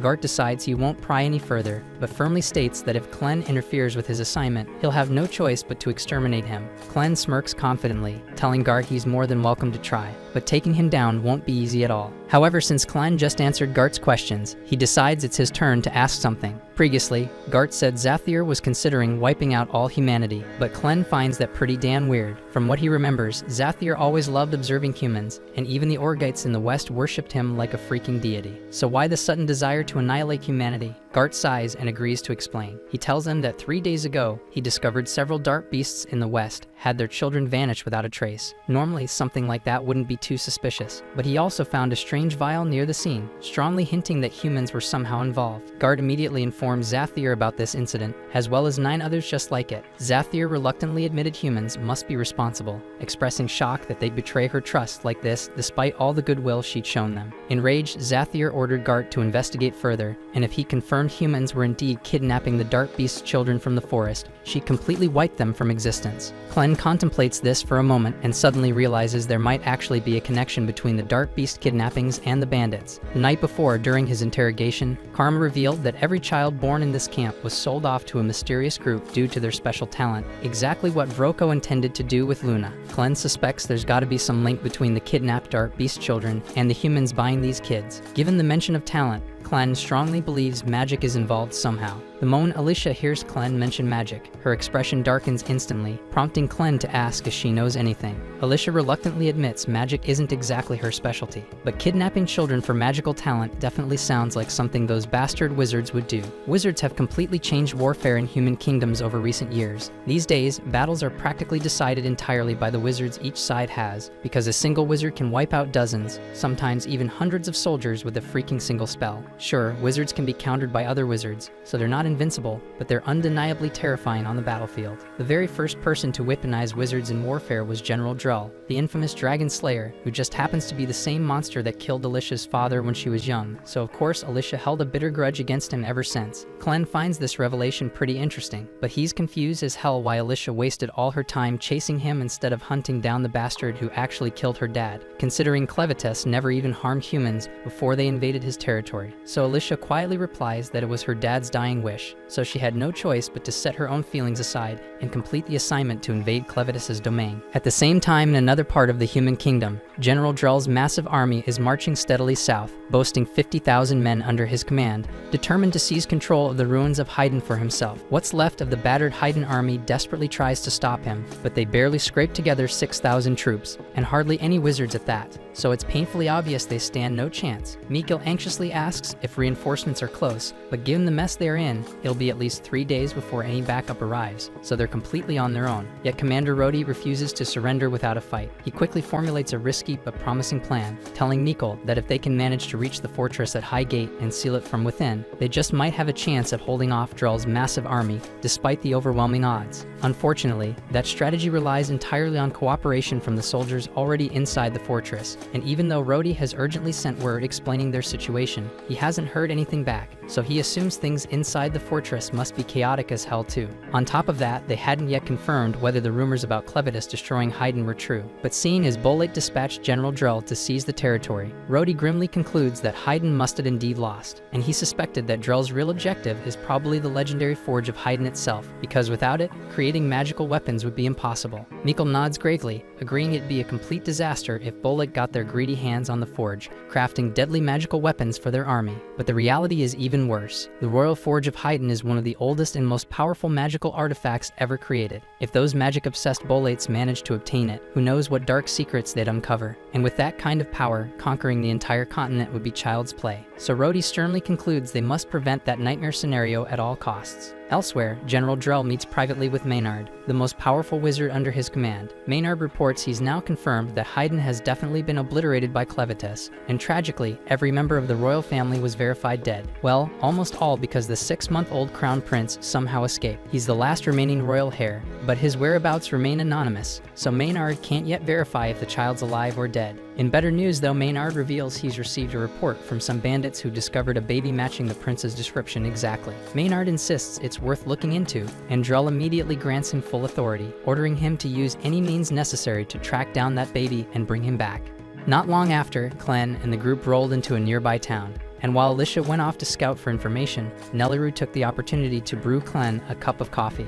Naturally, Clen had zero idea what coffee even was, so he asked about it, and as it turns out, Nellaroo wasn't too familiar either. It was just one of those pricey drinks Vroko occasionally demanded from her, so she decided to grab some beans on their way out, figuring Clen might like it. Intrigued by the mysterious bean drink, Clen let it cool off, took a small sip, and to his surprise, it actually tasted really damn good. Nellaroo's happy he liked it, but there's something that's been nagging at her. She finally asks what happened to that sketchy guy who attacked Clen back at the camp, the one who mysteriously dipped without a trace. Clen explains that after Gart learned about wizards and magic from Alicia, he said he was heading off to report back to his master, so they won't be seeing him for a while. Still, Clen assures her that even if Gart shows up again, he probably won't cause trouble because the dude's not suspicious of them anymore. Right then, Alicia comes sprinting up the hill looking like a walking red flag. She's got bad news. The situation in Haydn has gone completely off the rails. The neighboring country of Bolete has smashed through the border and launched a full-scale invasion. Haydn is trying to fight back, but with the king dead and the capital already destroyed, their chances of winning are basically non-existent. The country of Estlin apparently tried to stall Bolete's advance, but it didn't do much in the end. Clen, still trying to piece all this together, asks why Estlin would even bother helping Haydn when they're not directly involved. Alicia explains that Estlin and Bolete have been at each other's throats for years, and even though Estlin's currently the weaker nation, they can't afford to let Bolete get their hands on the Haydn Forge. If Bolete managed to claim that, they become practically unstoppable. But even if they did capture it, they wouldn't be able to use it properly without someone of royal blood. But the real issue is that Haydn is completely outmatched, and thanks to Clen's offing their king, Haydn no longer has any decent sorcerers or leadership left. And at this pace, it won't be long before Haydn gets completely brushed off the map. That all sounds like a massive headache, but Clen honestly doesn't get why he should care because his only goal is to make Luna king. Whether Bolete burns Haydn to the ground or throws a party in the capital, it's none of his business. But Alicia cuts in, telling him it actually does matter, because if Haydn falls under Bolete's control, Luna's dream of becoming king goes straight into the trash. Under Bolete rule, only citizens born in Bolete can take the throne, and let's be honest, Luna looks 100% pure-blooded Haydnite, so that alone would make him an outcast, if not a target. Worse, pure-blooded Haydnites aren't just rare, they're valuable. Their blood is literally the key to refining arcanocite efficiently, and with a psycho like Drell leading Bolete's army, there's no telling what horrors he'd unleash to get his hands on someone like Luna. Alicia knows this firsthand. Drell was the man who killed her father, and not because they were enemies or anything like that. No, they used to be tight. But since her dad was considered one of the most elite swordsmen in the land, Drell showed up years after the guy retired just to challenge him and prove he was better. And when he won, he looked Alicia dead in the eyes and blew up her house for no reason other than pure malice. Alicia was burning with rage, ready to grab her father's sword and avenge him right then and there, but her father stopped her, because he knew Drell would kill her on the spot if she even tried. With his dying breath, he begged her not to go down the path of revenge. He warned her it would only lead to endless war and suffering. Instead, he asked her to become a hero, someone who saves people, not someone who destroys. He promised he'd always be watching over her, and she never forgot. Now with Bolete sweeping through Haydn like wildfire, Alicia tells Clen that the only way to ensure Luna's future is to stop them, drive them out, and crush Drell's ambition before it burns everything down. Clen knew she was right.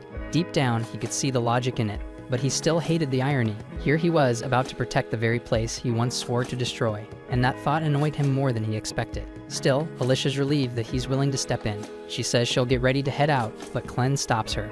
If he's going to take action, he can't risk people thinking he's just doing it because Alicia asked. He needs a solid reason to go head-to-head with Drell. And luckily, Drell's been abducting Dark Beast kids to turn them into war mages for his army. So that alone gives Clen the excuse he needs, and honestly, he's a bit hyped to see what these wizards are really capable of. He knows Alicia's probably dying to get back at Drell for murdering her father, but he reminds her that her dad's final wish was clear. He didn't want her to become a weapon of vengeance, he wanted her to be the kind of hero who saves lives. Alicia hasn't forgotten the vow she made, but after everything that's gone down, calling herself a hero feels like a bad joke. Right now, she's just going through the motions, stuck being a puppet to someone else's will. But even if that's true, Clen throws the question back at her, what does being a hero really mean? Maybe Alicia doesn't feel like one, but Clen's sure Nelleru sees her that way. After all, Alicia's the reason her life turned around. That hits Alicia a bit, and she knows he's right. So she decides to stay behind, and the moment Clen shifts into his other form, he bolts straight into the woods, heading right for the Bullet Army. At the same time, the Bullet forces just smash their way past the second fortress on their march toward Haydn. Rhodey's seriously freaking out cause if they're not stopped soon, they'll be at Hitterat in no time. He rushes along the cliffside with Mikkel pointing out a narrow river up ahead, if they're gonna block the army or at least slow them down, because this spot is their best shot. Back in the city, Alicia brings Nelleru and Luna along as they walk through the streets. Then they suddenly hear someone getting the absolute crap beat out of them nearby. Alicia's first reaction is concern, but once she spots the guy, she relaxes. It's just some unlucky bandit who somehow survived their last fight with her. Not exactly someone worth saving. The townspeople already know all about what the bandits have done, and when they realize this guy's one of them, there's zero chance they're letting him walk free. Nelleru is still a little shaken, mostly cause this guy used to harass her constantly. Alicia tries to comfort her, saying he won't even recognize her now that she's changed a lot. Unfortunately, the guy does recognize Alicia, and the second he sees her, he tries to shift the crowd's attention by yelling that she's the one who unleashed the giant sea monster in the old mineshaft. A few heads turn to see what he's shouting about, but Alicia's already slipped away by then. Even if someone had seen her, it wouldn't change the fact that this dude's a bandit and no one's buying his crap. In the end, all the bandits found in the area end up hanging, and the locals are still feeling pretty uneasy about everything going on lately. First it was Clevatess attacking, then came the Bullet invasion, and now some ancient underwater octopus freak. At this point, people are joking that next it'll be mutant hornets or ice-breathing worms. But no matter what madness shows up next, one thing's clear. They've made up their minds to stand strong and protect their town from whatever comes. At the same time, Alicia and Nelleru are trying to find somewhere to stay, but things aren't exactly easy since the whole town's basically on lockdown. But then they find an inn, but right before they step into it, Alicia asks Nelleru not to call her a hero because she's trying to keep a low profile for now. The second Alicia pushes open the door, she's greeted by two bulky guys flanking the entrance, and they don't waste a second accusing her of being one of the bandits. Alicia freezes for a second, not sure how to handle it, but then their mom steps in and tells them to stop messing with the guest. Phil tries to justify it by pointing out that Alicia has an eye patch and a sword, which makes her look sketchy. Still, with how crazy things have been lately, walking around armed isn't exactly unusual. What is weird though is someone walking around with a baby from Haydn, so Carrie turns to Alicia and asks what's up with that. Alicia quickly says that she and Nelleru are guards assigned to a high-profile figure, and right now, their job is to protect the baby no matter what. That sounds good enough for Carrie, and she can tell there's more to the story, but she's not about to get involved in her guest's personal business. She just asks what they need, and Alicia replies that they're looking for a room for two, preferably something cozy enough for a baby.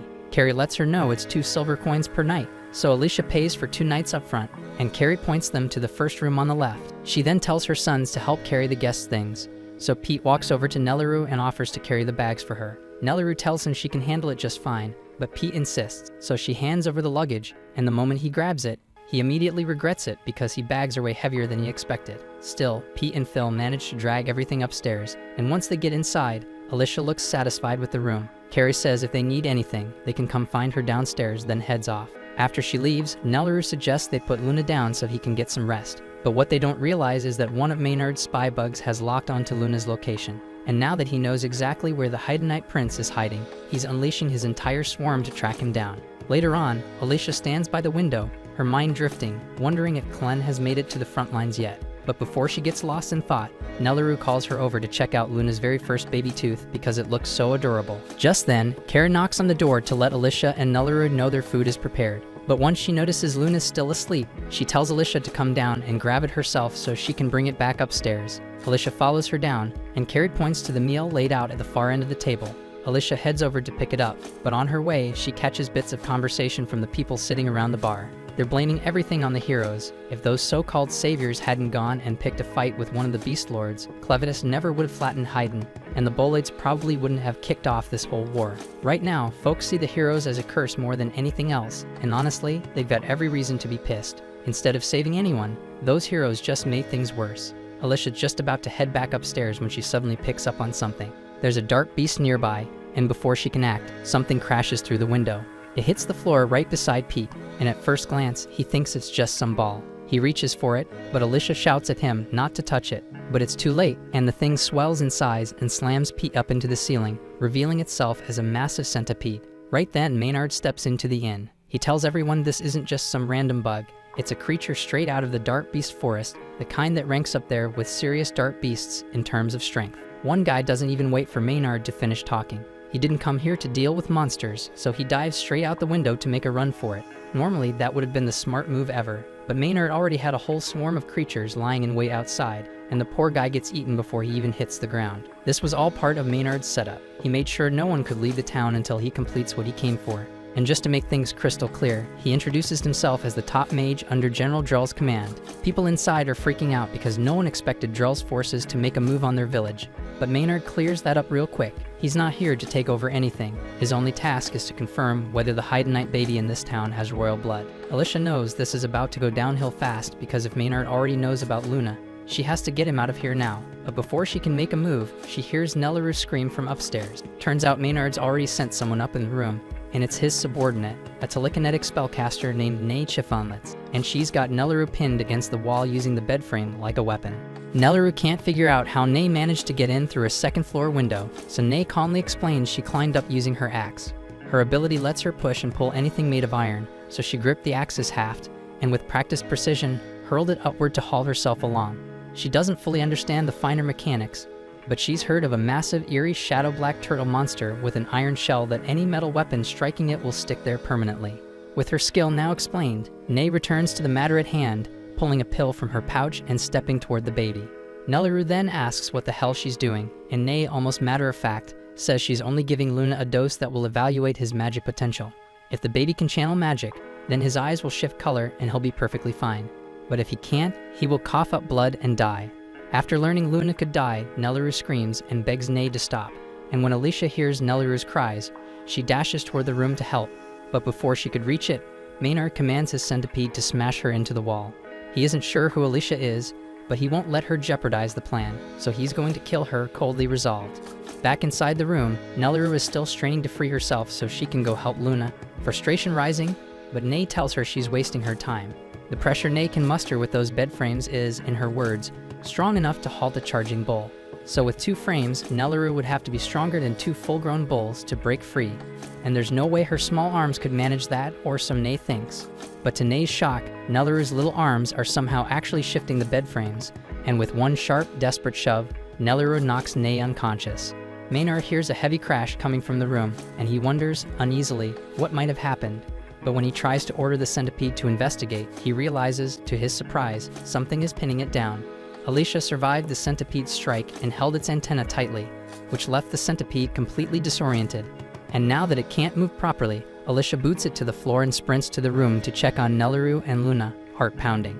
Maynard is impressed because no typical person could handle a magical beast like that, and now that he has gotten a proper look at her, he recognizes who Alicia really is. Alicia shoulders into the bedroom, keyed up for a fight, only to find Nay lying unconscious on the floor, while Nelleru stands at her side holding Luna close. She also notices a wide, ragged hole torn through the wall, and asks whether Nay did it, but Nelleru, still rattled, says she was the one who caused it. She hadn't meant to. When she shoved the bed frame to break free, it smashed into Nay and punched straight through the wall with a brutal crack. Alicia can't make sense of how something like that could even happen, but there is no time to pick it apart because they need to leave immediately. Right now, she snatches up her sword and tells Nelleru to stick close to her because they are going to jump out the window. And once they take the leap, Alicia's practiced blade work carves through the dense cloud of bugs in the air so they can start running. And by the time Nay regains consciousness, it is already too late for her to stop them. She would like to give chase, but the insects outside strike at anything, so if she steps out without Maynard's help, she would be killed on the spot. A short time later, Alicia and Nelleru make it beyond the city limits, and the swarm abruptly stops pursuing them because Maynard only told it to surround the city. If they are lucky, they might get through the forest before dawn, but things rarely stay that simple for long. They run into a second wall of insects deeper in the forest, and there are far more of them here, so Alicia will not be able to cut a path like before. Nelaru asks what they should do, and Alicia is not entirely sure, but for now, they need to find a place to hide nearby. Meanwhile, back at the inn, Nay comes downstairs again and plainly tells Maynard that the women got away. Maynard asks her if she at least managed to test the baby's magic aptitude, but she never had the chance because Nelaru knocked her out with a bed frame. Maynard concludes that they seriously underestimated the pair, but the whole ordeal has still let him confirm a few things he suspected. First, the blonde woman was the hero Alicia Glenfall, and he is certain of it because he was there when Drell killed her father.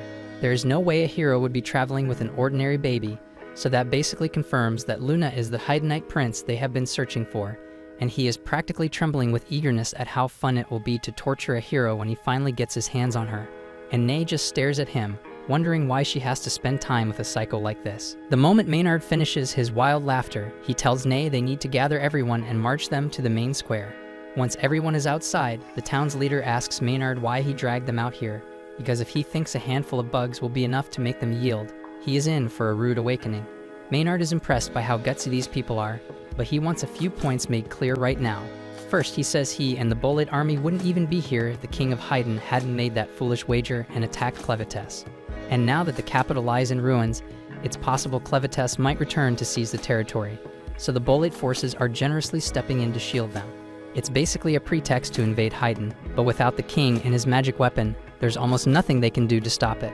Besides, Maynard tells them there's a bigger enemy to handle in the meantime, because the blonde from earlier is one of the 13 heroes who sparked this whole mess, so if they want someone to vent at, they can start by chasing her down. At the same time, Drell's army is still marching to claim the fallen Haydn capital, and they're halfway across a shallow river when Drell suddenly halts, sensing eyes on him.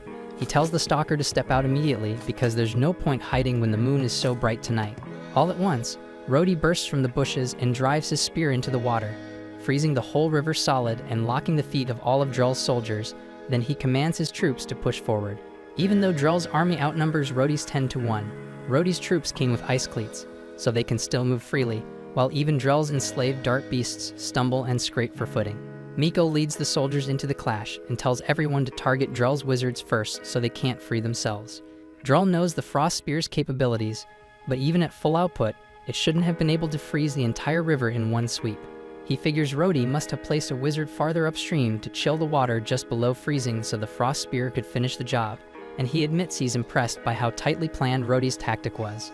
Rhodey looks to have truly mastered the Frost Spear, and if he topples Drell here, this whole war could end, but Drell tells him it won't be that simple. Rhodey then surges at Drell with his spear, but Drell answers with a crushing backhanded cut that blasts Rhodey several feet backward. Rhodey stays locked in and fires an ice spell through the spear at Drell, yet Drell slips aside in time and springs off his path, leaving the water and the horse frozen where the strike landed. They close again and trade blows, and once more Drell finds himself grudgingly impressed by Rhodey's skill. A regalia might lend power, but it takes real strength to pull out its full potential like this. Even so, he says it still isn't enough to break the world's shackles. He then floods the field with power and has his sword call a dragon's claw into the air. Rhodey is stunned because regalia aren't supposed to manifest solid things, but the claw is absolutely real, and it swats him clear across the river. Mikhail and the rest of the soldiers see him in trouble, so they wheel around to support him. And at the same time, Drell explains that by fusing his blade with magic, he has turned it into something far beyond a normal sword. Right then, Drell notices some of Rhodey's men rushing toward him, so he pivots and erases them with the dragon claw, taking his own troops in the same sweep. Rhodey can't believe Drell would kill his soldiers so casually, but Drell says anyone weak enough to die to a blow like that doesn't deserve to see the world beyond their borders. Rhodey has no idea what Drell keeps going on about, since he's been talking about borders and shackles for a while. So Drell explains that his aim is to crush the legend of the heroes. That story is what drove people to challenge unbeatable enemies with methods that make victory nearly impossible. Things have stayed this way for thousands of years, and nobody has thought to question it. So the pattern never changed, but he says it ends here. Drell then tells Rhodey he isn't going to kill him because he was a worthy opponent, and by now he should understand there's no way he can win this fight. Rhodey tries to rise, but there's no strength left in his body, so he's forced to watch while Drell pushes on with his conquest. But a heartbeat later, Clevatess drops onto the battlefield, and everyone looks up in pure terror when they realize the Southern Lord of the Dark Beasts has arrived. Clevatess notices that Drell is unmistakably the one commanding the field, so he says he has a question to put to him right now. Children from both humans and dark beasts have been vanishing, and from what he has heard on the way, it ties to the magic Drell wields, so he wants to know if Drell truly stands behind it. Drell asks whether a beast lord should really travel this far just to pose a question, when he surely has weightier duties waiting elsewhere. Clevatess replies that this is part of a lord's charge, and if anyone profanes his lands or his people, the law requires that he kill them with his own claws in retribution. Drell asks what empowers Clevatess to declare the law of the land, but Clevatess, irritated by how much Drell talks, drives a brutal stab straight through his stomach. He adds that all of this could have been avoided if Drell had simply answered the damn question in a steady voice, yet even with a hole in his chest, Drell looks unfazed. He says he already knew Clevatess would come to kill him, and he knew there was no way he could win in a head-on fight, so he prepared in advance. A third eye opens on Drell's forehead as he prepares to invoke his ultimate spell, Dark Ichor Prison. This blindsides Clevatess, since he had no idea humans could use Dark Ichor, and in the next instant Drell's body detonates all at once, splashing him with hot blood. When the blast clears, the only things left are Drell's sword and a massive sphere of what used to be Drell surrounding Clevatess like a prison shell. However, if you thought Drell was deceased, you'd be mistaken, because before he blew himself up, he shifted his consciousness into the sword. So he no longer has a human body, and he exists entirely as the magic bound to that blade, with no flesh or heartbeat. He went to great lengths to sacrifice his body for this Dark Ichor prison, and he is certain that even someone as powerful as Clevatess would not break out of it easily, not anytime soon. Clevatess seems to have been rendered unconscious by the prison, so he remains unmoving inside, and Drell plans to leave him there until he eventually dies. Rhodey watches in astonishment and cold dread because he cannot believe that Drell truly managed to defeat Clevatess so quickly when the 13 heroes failed to do so. If he is capable of that, then Haydn stands no chance against his might, and Drell, more determined than ever to press his task, orders all his remaining soldiers to prepare to move without pause. At the same time, deep in the forest, Alicia and Nellaroo are still slipping through the trees trying to get away from Maynard when Alicia suddenly senses that something is wrong beneath the heavy branches. However, she has no idea what caused the strange feeling, an odd prickle at the back of her neck, and there is no way for her to contact Clevatess from here, so she tells Nellaroo they need to keep going. All the while, a knot of furious townsfolk whipped up by Maynard's orders fanned through the trees, slowly hunting them by torchlight. Soon after, the villagers corner Alicia and Nellaroo inside a rundown cabin. Out front, Phil leads the furious mob, waving torches high as they bellow for Alicia to come out, insisting they know she's hiding within, so there's no point in staying concealed. And inside, Alicia and Nellaroo crouch low in the shadows, unsure what their next move should be. Phil keeps bellowing, pinning every misfortune that hit their town on her. Speaking for the lot of them, he declares they'd always despised the so-called heroes, since heroes never really do real work. All they ever do is put down a dark beast once in a while, and people act like it's some miracle. Nellaroo tries to buoy Alicia, pointing out she's different because she saved both her and Luna's lives. But Alicia only tells her to move away from the window, stressing the top priority right now is keeping her and Luna out of harm's way. Alicia admits she half expected something like this, especially after they couldn't get out of town. What she didn't see coming was the townsfolk tracking them down this fast. She thinks about running, since Maynard still hasn't caught up yet, but realizes it won't help, because there's no damn place left to hide. Phil runs out of patience and lifts his firebrand, ready to pitch it at the shack. Before he can follow through, his brother grabs his arm because their mother and father have just arrived, both of them furious. Their father Mark lays into them, reminding them their forefathers built this water wheel over 200 years ago, and he won't let them burn it. Phil snaps back, but Mark cuffs him on the head and tells him to shut up, saying he shouldn't swallow whatever two outsiders told him. Mark adds that he doesn't trust Maynard or Nay either, which is why he has two strong men watching them to make sure they don't cause a problem. He shoulders past Phil and tells him to step aside and let him handle it. He goes to the doorway of the shack and calls to Alicia, saying he only has a question, and vows nobody within will be touched until the talk is finished. He wants to speak with her alone, so he asks her to come out. Alicia sees she has no choice, tells Nellaroo to stay in and look after Luna, then walks outside. The initial detail Mark observes is that she's missing her regalia blade. He presumes she might have pawned it for fast money, yet Alicia clarifies she actually misplaced it during her clash with Clevatess. On hearing that, Mark jabs at her dignity, noting that she faced Clevatess and was beaten. Alicia exhales and acknowledges that Clevatess utterly overpowered them. She says she'd get it if everyone resented her for a failure like this, and as she starts to apologize, Mark cuts her off. He tells her that isn't the issue. Still, if she had hawked her regalia and bolted, he absolutely would have taken her life.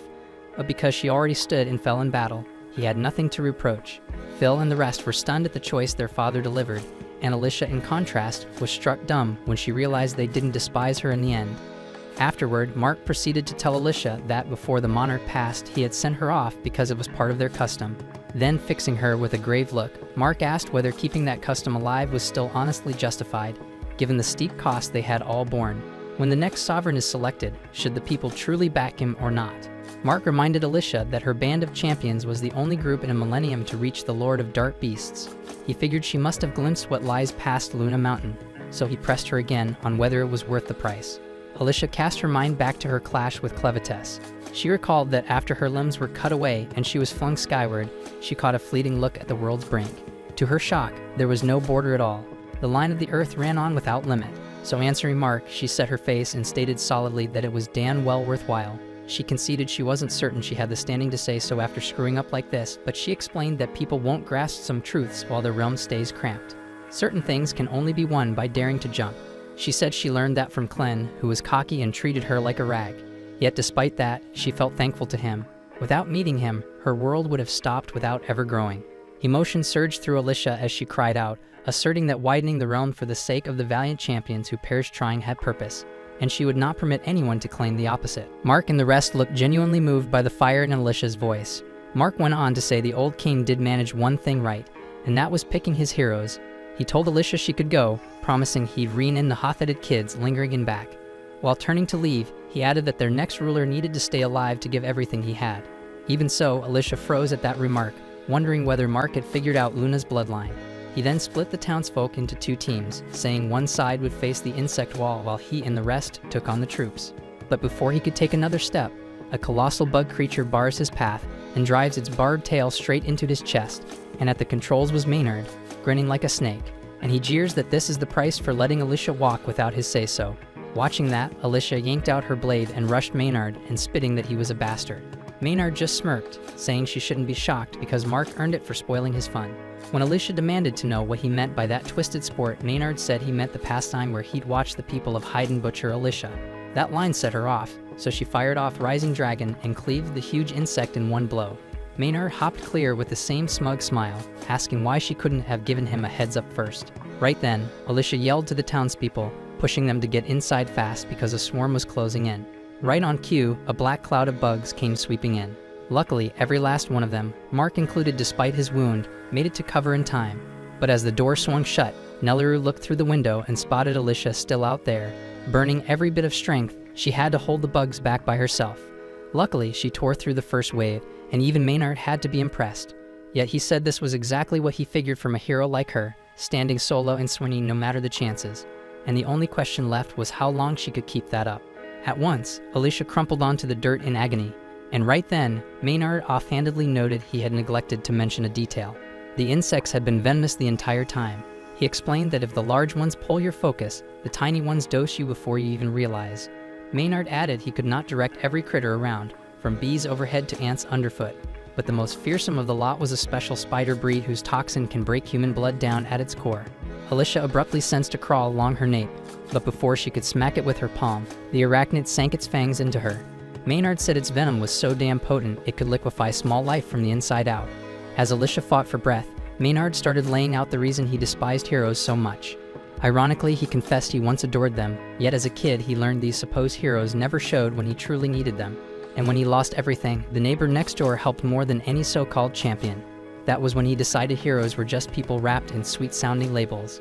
In his eyes, they could not shield anyone, and he jeered that the only ones able to guard anything were himself and General Drell. After that, Maynard unleashed another surge of insects at Alicia. While she beat them back, she grasped it would only deteriorate because Maynard's toxins even countered dark ichor. As she kept going, she suddenly glanced down and saw Clevatess sitting placidly within her chest. He offered little, only reminding her to wrap this up here because a larger task still awaited. Alicia swiftly tucked him beneath her dress so Maynard would not notice. At the same time, inside the cabin, a few insects had begun slipping through, and the townspeople did their best to swat them before they could cause harm. Carrie told her sons to pack the gaps in the walls so no more could come in. She then reminded everyone that keeping Luna safe was the top priority, since he stood for Hayden's future. She said all they could do now was trust Alicia to hold the swarm outside while they guarded Luna inside. Everyone agreed, saying they had all the gear they needed, and with that they started boarding the cabin with timber planks. At that moment, Alicia stood firm while Maynard strutted and kept running his mouth without end. Suddenly, a huge scorpion erupted from the soil and whipped its lethal barb at her, hitting Alicia and hurling her into the river close by. As she thrashed in the current, Clevatess slipped out of her chest and asked whether the toxin was what made her sluggish. Alicia confessed her pace lagged not just from the venom, but because her injuries would not close. Clevatess clarified that Maynard's venom interfered with dark ichor. It lacked the force to erase it outright, yet it stalled her regeneration until the taint faded, which meant her immortality was on pause. Up on the bank, Maynard stood steady and sure of himself. He jeered at Alicia for staying submerged, assuming she was too scared to come up.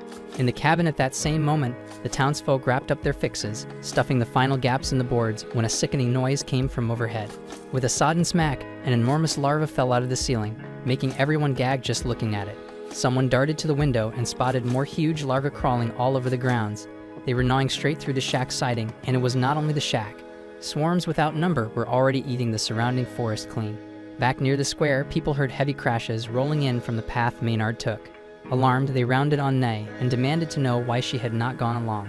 Nay answered straight, saying she stayed back because she did not want to die. She explained she would not step in Maynard's way since once he gets serious, he keeps going until nothing remains. After all, he commands every insect and is the fiercest mage in the bolate ranks. Out in the deep woods, Maynard kept baiting Alicia while she stayed in the water. He said the oversized larvae around him were rare creatures that hatch only once a century. When they come out, they chew down everything they can reach. This breed exists only on one island far to the east.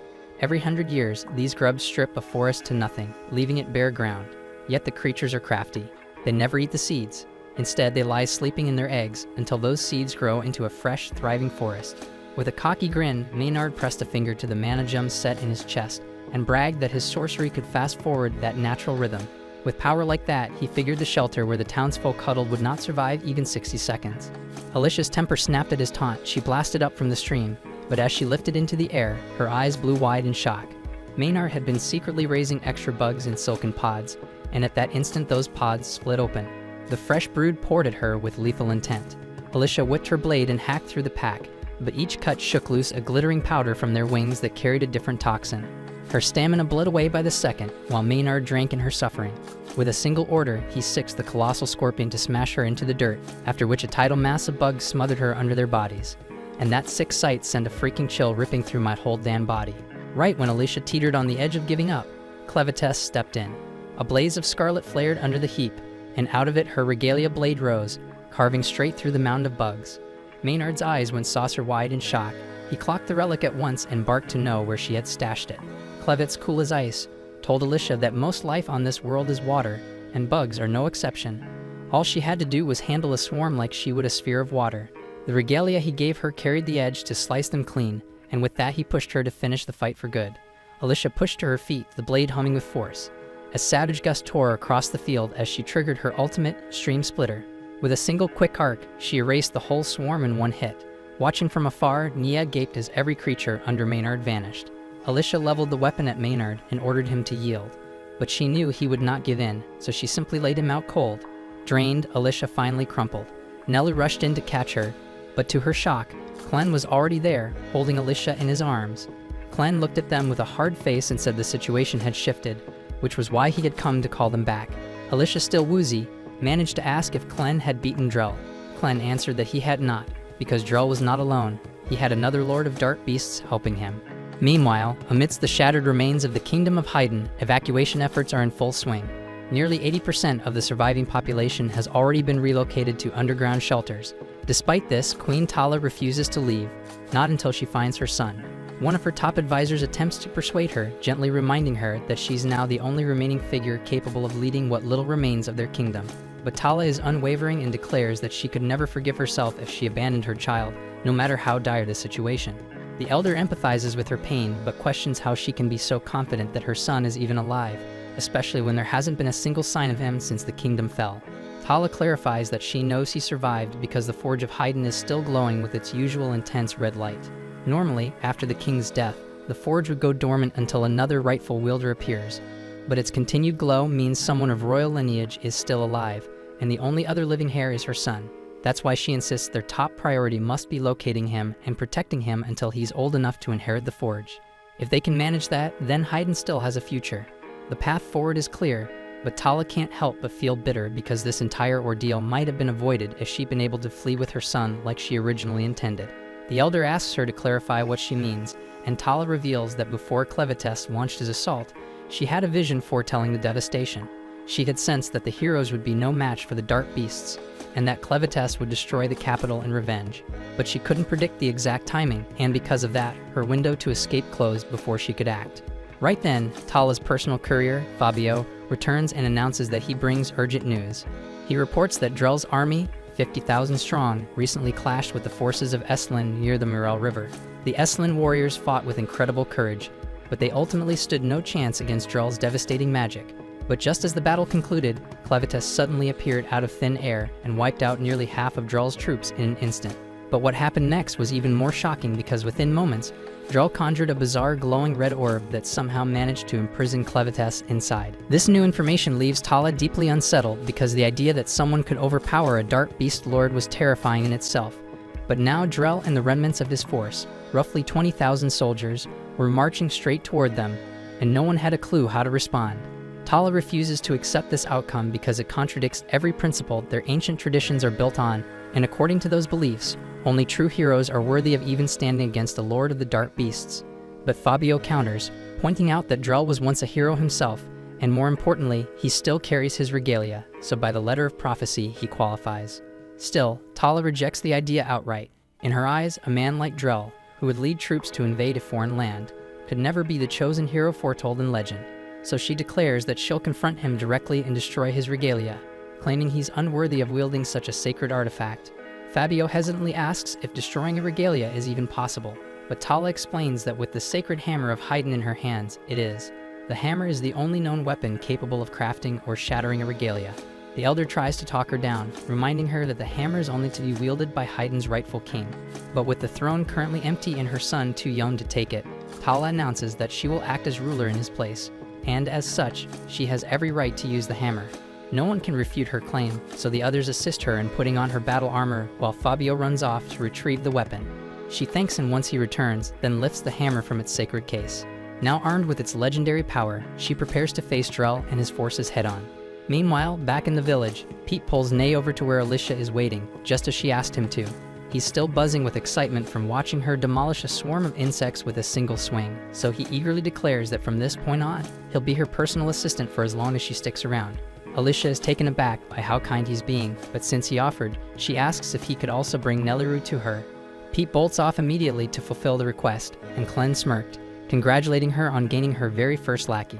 Alicia groans and tells him to knock it off because she never asked for a servant, and what she really wants right now is a fresh outfit, because she's currently soaked head to toe in bug guts. At that moment, Nay finally speaks up, asking why she was even brought here. Her knees are sore, and she just wants to go home already. Alicia finds it a bit odd that Pete managed to drag Nay here so effortlessly, especially considering what Nelliru had said about Nay's ability to manipulate magnetism. But then again, Pete didn't come at her with anything metallic, so there was nothing for her to control. Against that kind of brute strength, she really didn't stand a chance. Either way, Alicia says she has a few things she wants to ask and tells Nay to spill everything she knows about Drell and how he's connected to the Dark Beast Lords. Nay looks genuinely lost and says she has no clue what the hell Alicia is talking about. So Alicia rephrases the question and asks whether Nay has ever seen Drell's dark ichor, and she explains it's basically a type of blood that moves independently on its own. Nay looks disgusted and says she's never come across anything like that, and honestly, it sounds revolting. Alicia can tell she's not faking her reaction, but Clen is certain that what they saw from Drell was dark ichor, and only dark beast lords are capable of producing that substance. On his own, Drell wouldn't be a major concern, but if one of the lords is backing him, then that changes everything, and they need to figure out what's really going on. With Clevatess standing right here, the only other lords who could be aiding Drell are Zathir in the west, Rathwell in the east, and Vorden up north. And if one of them is bold enough to challenge Clevatess by lending support to Drell, then they're going to suffer the consequences. Speaking of Drell, Alicia turns to Clen and asks if it was really okay for him to leave his main body behind and show up in the smaller form. Clen replies that what they're seeing isn't his true form. In fact, it's better if Drell's allies assume Clevatess is still trapped because it'll give him a strategic edge when the time comes to strike. Meanwhile, Nay has been trying to cut in for a while and finally raises her voice again, asking if they're done yet, because she'd really like to leave. While she might not have any magnetic power to use without metal, she does still have her gauntlets. They're useless while they're in direct contact with her skin, but her arms are slim enough that with a bit of effort, she manages to wriggle one hand free. She flings the gauntlets upward, then loops her handbag around them to trigger her flight ability. And before Clen or Alicia can even react, she's already floating off into the sky, leaving the two of them just standing there, watching in disbelief. While soaring through the skies, Nay spots Nelliru and Luna riding in a wagon headed toward Alicia and Clen. She quickly notices that the wheels are reinforced with metal, giving her an opportunity she can't pass up. She figures Drell will definitely chew her out if she shows up empty-handed, so she swoops down and lands on top of the cart, announcing that she'll be taking the two of them back to Hitterat with her. Using her gauntlets, she knocks the twin brothers unconscious and effortlessly lifts the entire vehicle into the air, snatching both Nelliru and Luna mid-transit. But just as she thinks she's successfully pulled it off, she suddenly notices something strange. Clen is casually seated right beside her. He glances over and tells her to speed things up. They're on a tight schedule and can't waste a second. That's when Alicia leans in, pressing her blade against Nay's neck, calmly explaining that this whole cart setup was a trap from the start. The plan all along was to corner Nay and force her to fly them to Hitterat, so this turn of events works out perfectly for them. Alicia also points out that her weapon is forged from pure Haiden steel, which Nay can't manipulate with her magnetism. Realizing she's cornered, Nay wisely gives in and agrees to transport them without resistance. Back on the ground, the two brothers wake up and are relieved to see that Alicia and Clen managed to board the cart safely. They wave them off enthusiastically, shouting that Alicia is always welcome to return anytime. The townsfolk follow suit, calling out their farewells as the cart glides overhead. Alicia feels proud knowing she left a good impression. It gives her the sense that maybe, just maybe, she's starting to feel like a real hero. Clen ribs her again, making fun of the overly satisfied look on her face. Alicia fires back, saying she's earned at least a little pride after helping save the town. But Clen reminds her she only pulled it off because of his assistance.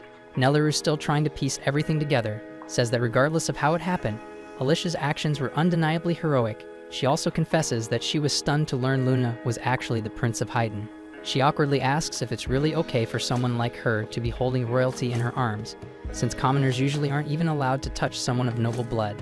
But Clen brushes it off, calling that rule ridiculous. He explains that Nelliru has played a vital role in keeping Luna alive, and on top of that, her strength now surpasses that of most regular humans by a wide margin, so if anyone ever tries to belittle her again, she should feel free to flatten them. Alicia immediately jumps in to clarify that Nelliru absolutely should not be going around flattening people, but Clen shrugs and says that's always been his go-to method for dealing with haters, so as far as he's concerned, there's no issue. Before long, the group reaches the mountain range, and just beyond it lies the capital city of Hitterat. Clen turns to Alicia and asks if she's truly prepared for battle, and he warns her that he can't risk being seen, so he won't be able to step in and fight alongside her. On top of that, he can't allow Drell to discover the presence of Dark Ichor in her system, meaning her ability to heal herself will be severely restricted. Even so, Alicia insists that she's more than ready to face him and settle the score for her father's sake. Nay then guides the flying cart over the mountains, and the moment Hitterat comes into view, it's clear the city is already under siege, so Drell has to be close. Alicia scans the skyline and spots him standing atop one of the castle's towering walls. Without hesitation, she seizes Nay's arm and forces her to steer the cart directly toward him. Up on the castle walls, Princess Tala and a squad of enchanted blade-wielding knights gather to confront Drell head-on. Tala rallies her soldiers, assuring them that their weapons are nearly on par with the power of Drell's regalia. If anyone stands a chance, it's them. But judging by the look of things, you can already guess these guys are about to become battlefield decorations in no time. They charge in and attempt to flank Drell, launching their coordinated assault. But Drell doesn't flinch. Instead, he simply mutters that they're annoying. At that moment, the knights realize they're doomed. But bound by duty and loyalty to Haiden, they press forward into certain death, hoping to buy enough time for the archers to get a clean shot. The archers take aim with perfect positioning, but they still manage to botch the attack, because in the blink of an eye, Drell morphs his body into the shape of a blade and vanishes from view. Tala and the knights froze in disbelief, questioning their sanity. Did he just transform into a sword mid-fight? And if so, what the hell does that even mean? But with no time to figure it out, the shield bearers moved in to form a protective barrier, but they're instantly blown back by a massive force. And within moments, Drell is already clutching Tala by the throat. He praises her effort in defending Haiden, but coldly tells her that she'll never wear the crown. Tala knows he's right because she doesn't possess royal blood, and only someone born of the king's bloodline is eligible to inherit the throne. And if every direct heir were to perish, then the right would pass to the closest relative by default. But Drell declares that he intends to end that tradition once and for all. Tala knows there's no guarantee she'll make it out alive, but she's certain that a single blow with the sacred hammer should be enough to destroy Drell's regalia, so all she needs is a brief distraction. Right then, Alicia comes crashing down from the airborne carriage, and Tala has no idea what the hell is going on. Still, she recognizes it as the perfect opening, so she doesn't waste the moment. She lunges forward and swings the hammer straight at Drell's blade. Meanwhile, watching from a distance, Clen and Nelliru observe the chaos unfolding. Nelliru hesitates, asking if Alicia can really take on Drell by herself. But Clen shrugs and says it doesn't really matter whether Alicia wins or loses because her whole job was just to keep Drell occupied. Drell, along with whoever's backing him, is after the Forge of Haydn. That's the real target, and since only someone with royal blood can remove the seal, he brought Luna with him.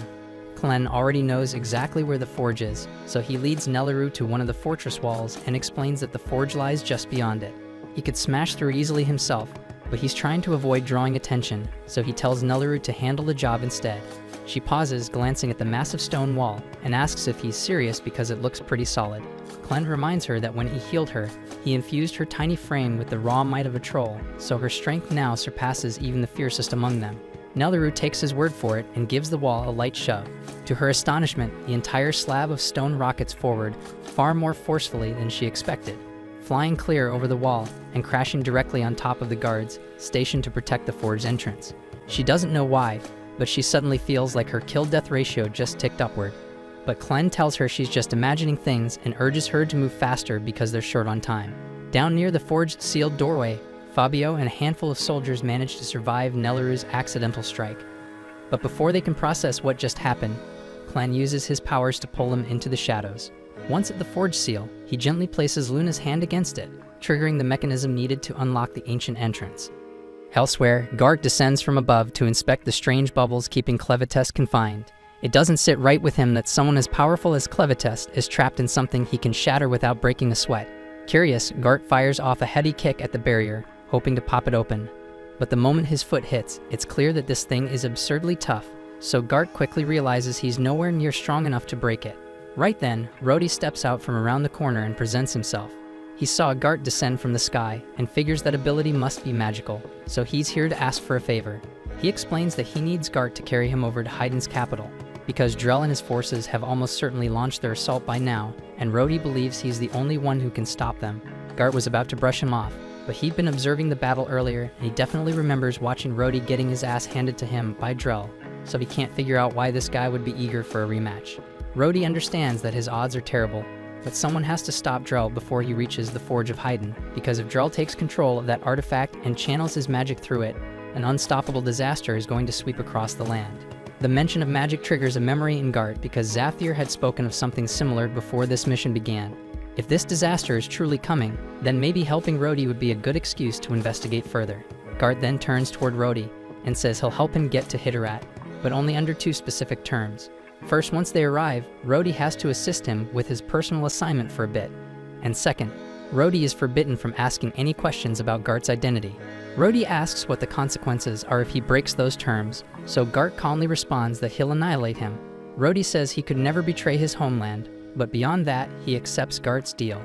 Gart then spreads his wings and tells Rhodey to hold on tight or get left behind, and Rhodey grabs hold of his foot as the two of them take off for Hitterat.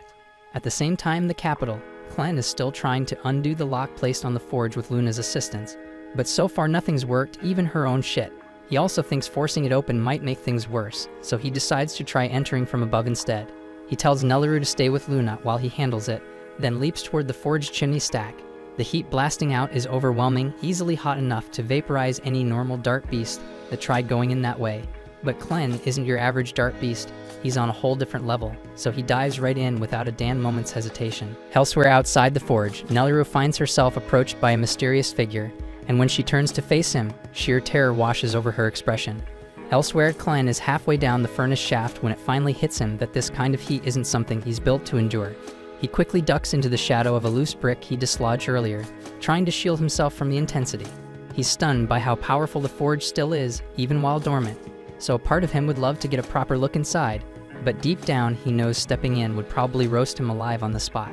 Right then, Clen turns his head and notices something that stops him cold.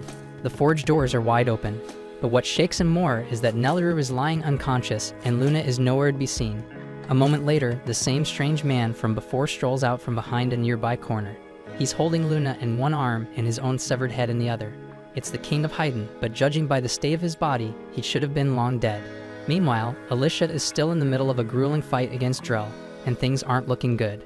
Drell taunts her openly, claiming she's leagues below her father in strength. And deep down, Alicia knows he's not wrong because she's barely hanging on. One of Drell's strikes knocks her straight into a group of his foot soldiers, but she ignores them because they're a waste of time. Her eyes then dart around, searching for Drell, and when she spots him heading straight for the castle, she takes off after him. As soon as Drell lands atop the castle wall, the queen and her last remaining archers let loose a volley of arrows. But to Drell, they're nothing more than a minor annoyance, and he casually slices through them midair like paper. The attack barely scratches him, but it gives Alicia just enough time to catch up, and she leaps in and strikes him with a rising slash from below. Unfortunately for her, that technique was something Drell himself created, so he counters it effortlessly and retaliates with something far worse, the dragonfly scythe weasel. Then a storm of blades comes crashing down toward Alicia, hundreds of slashes in a blink.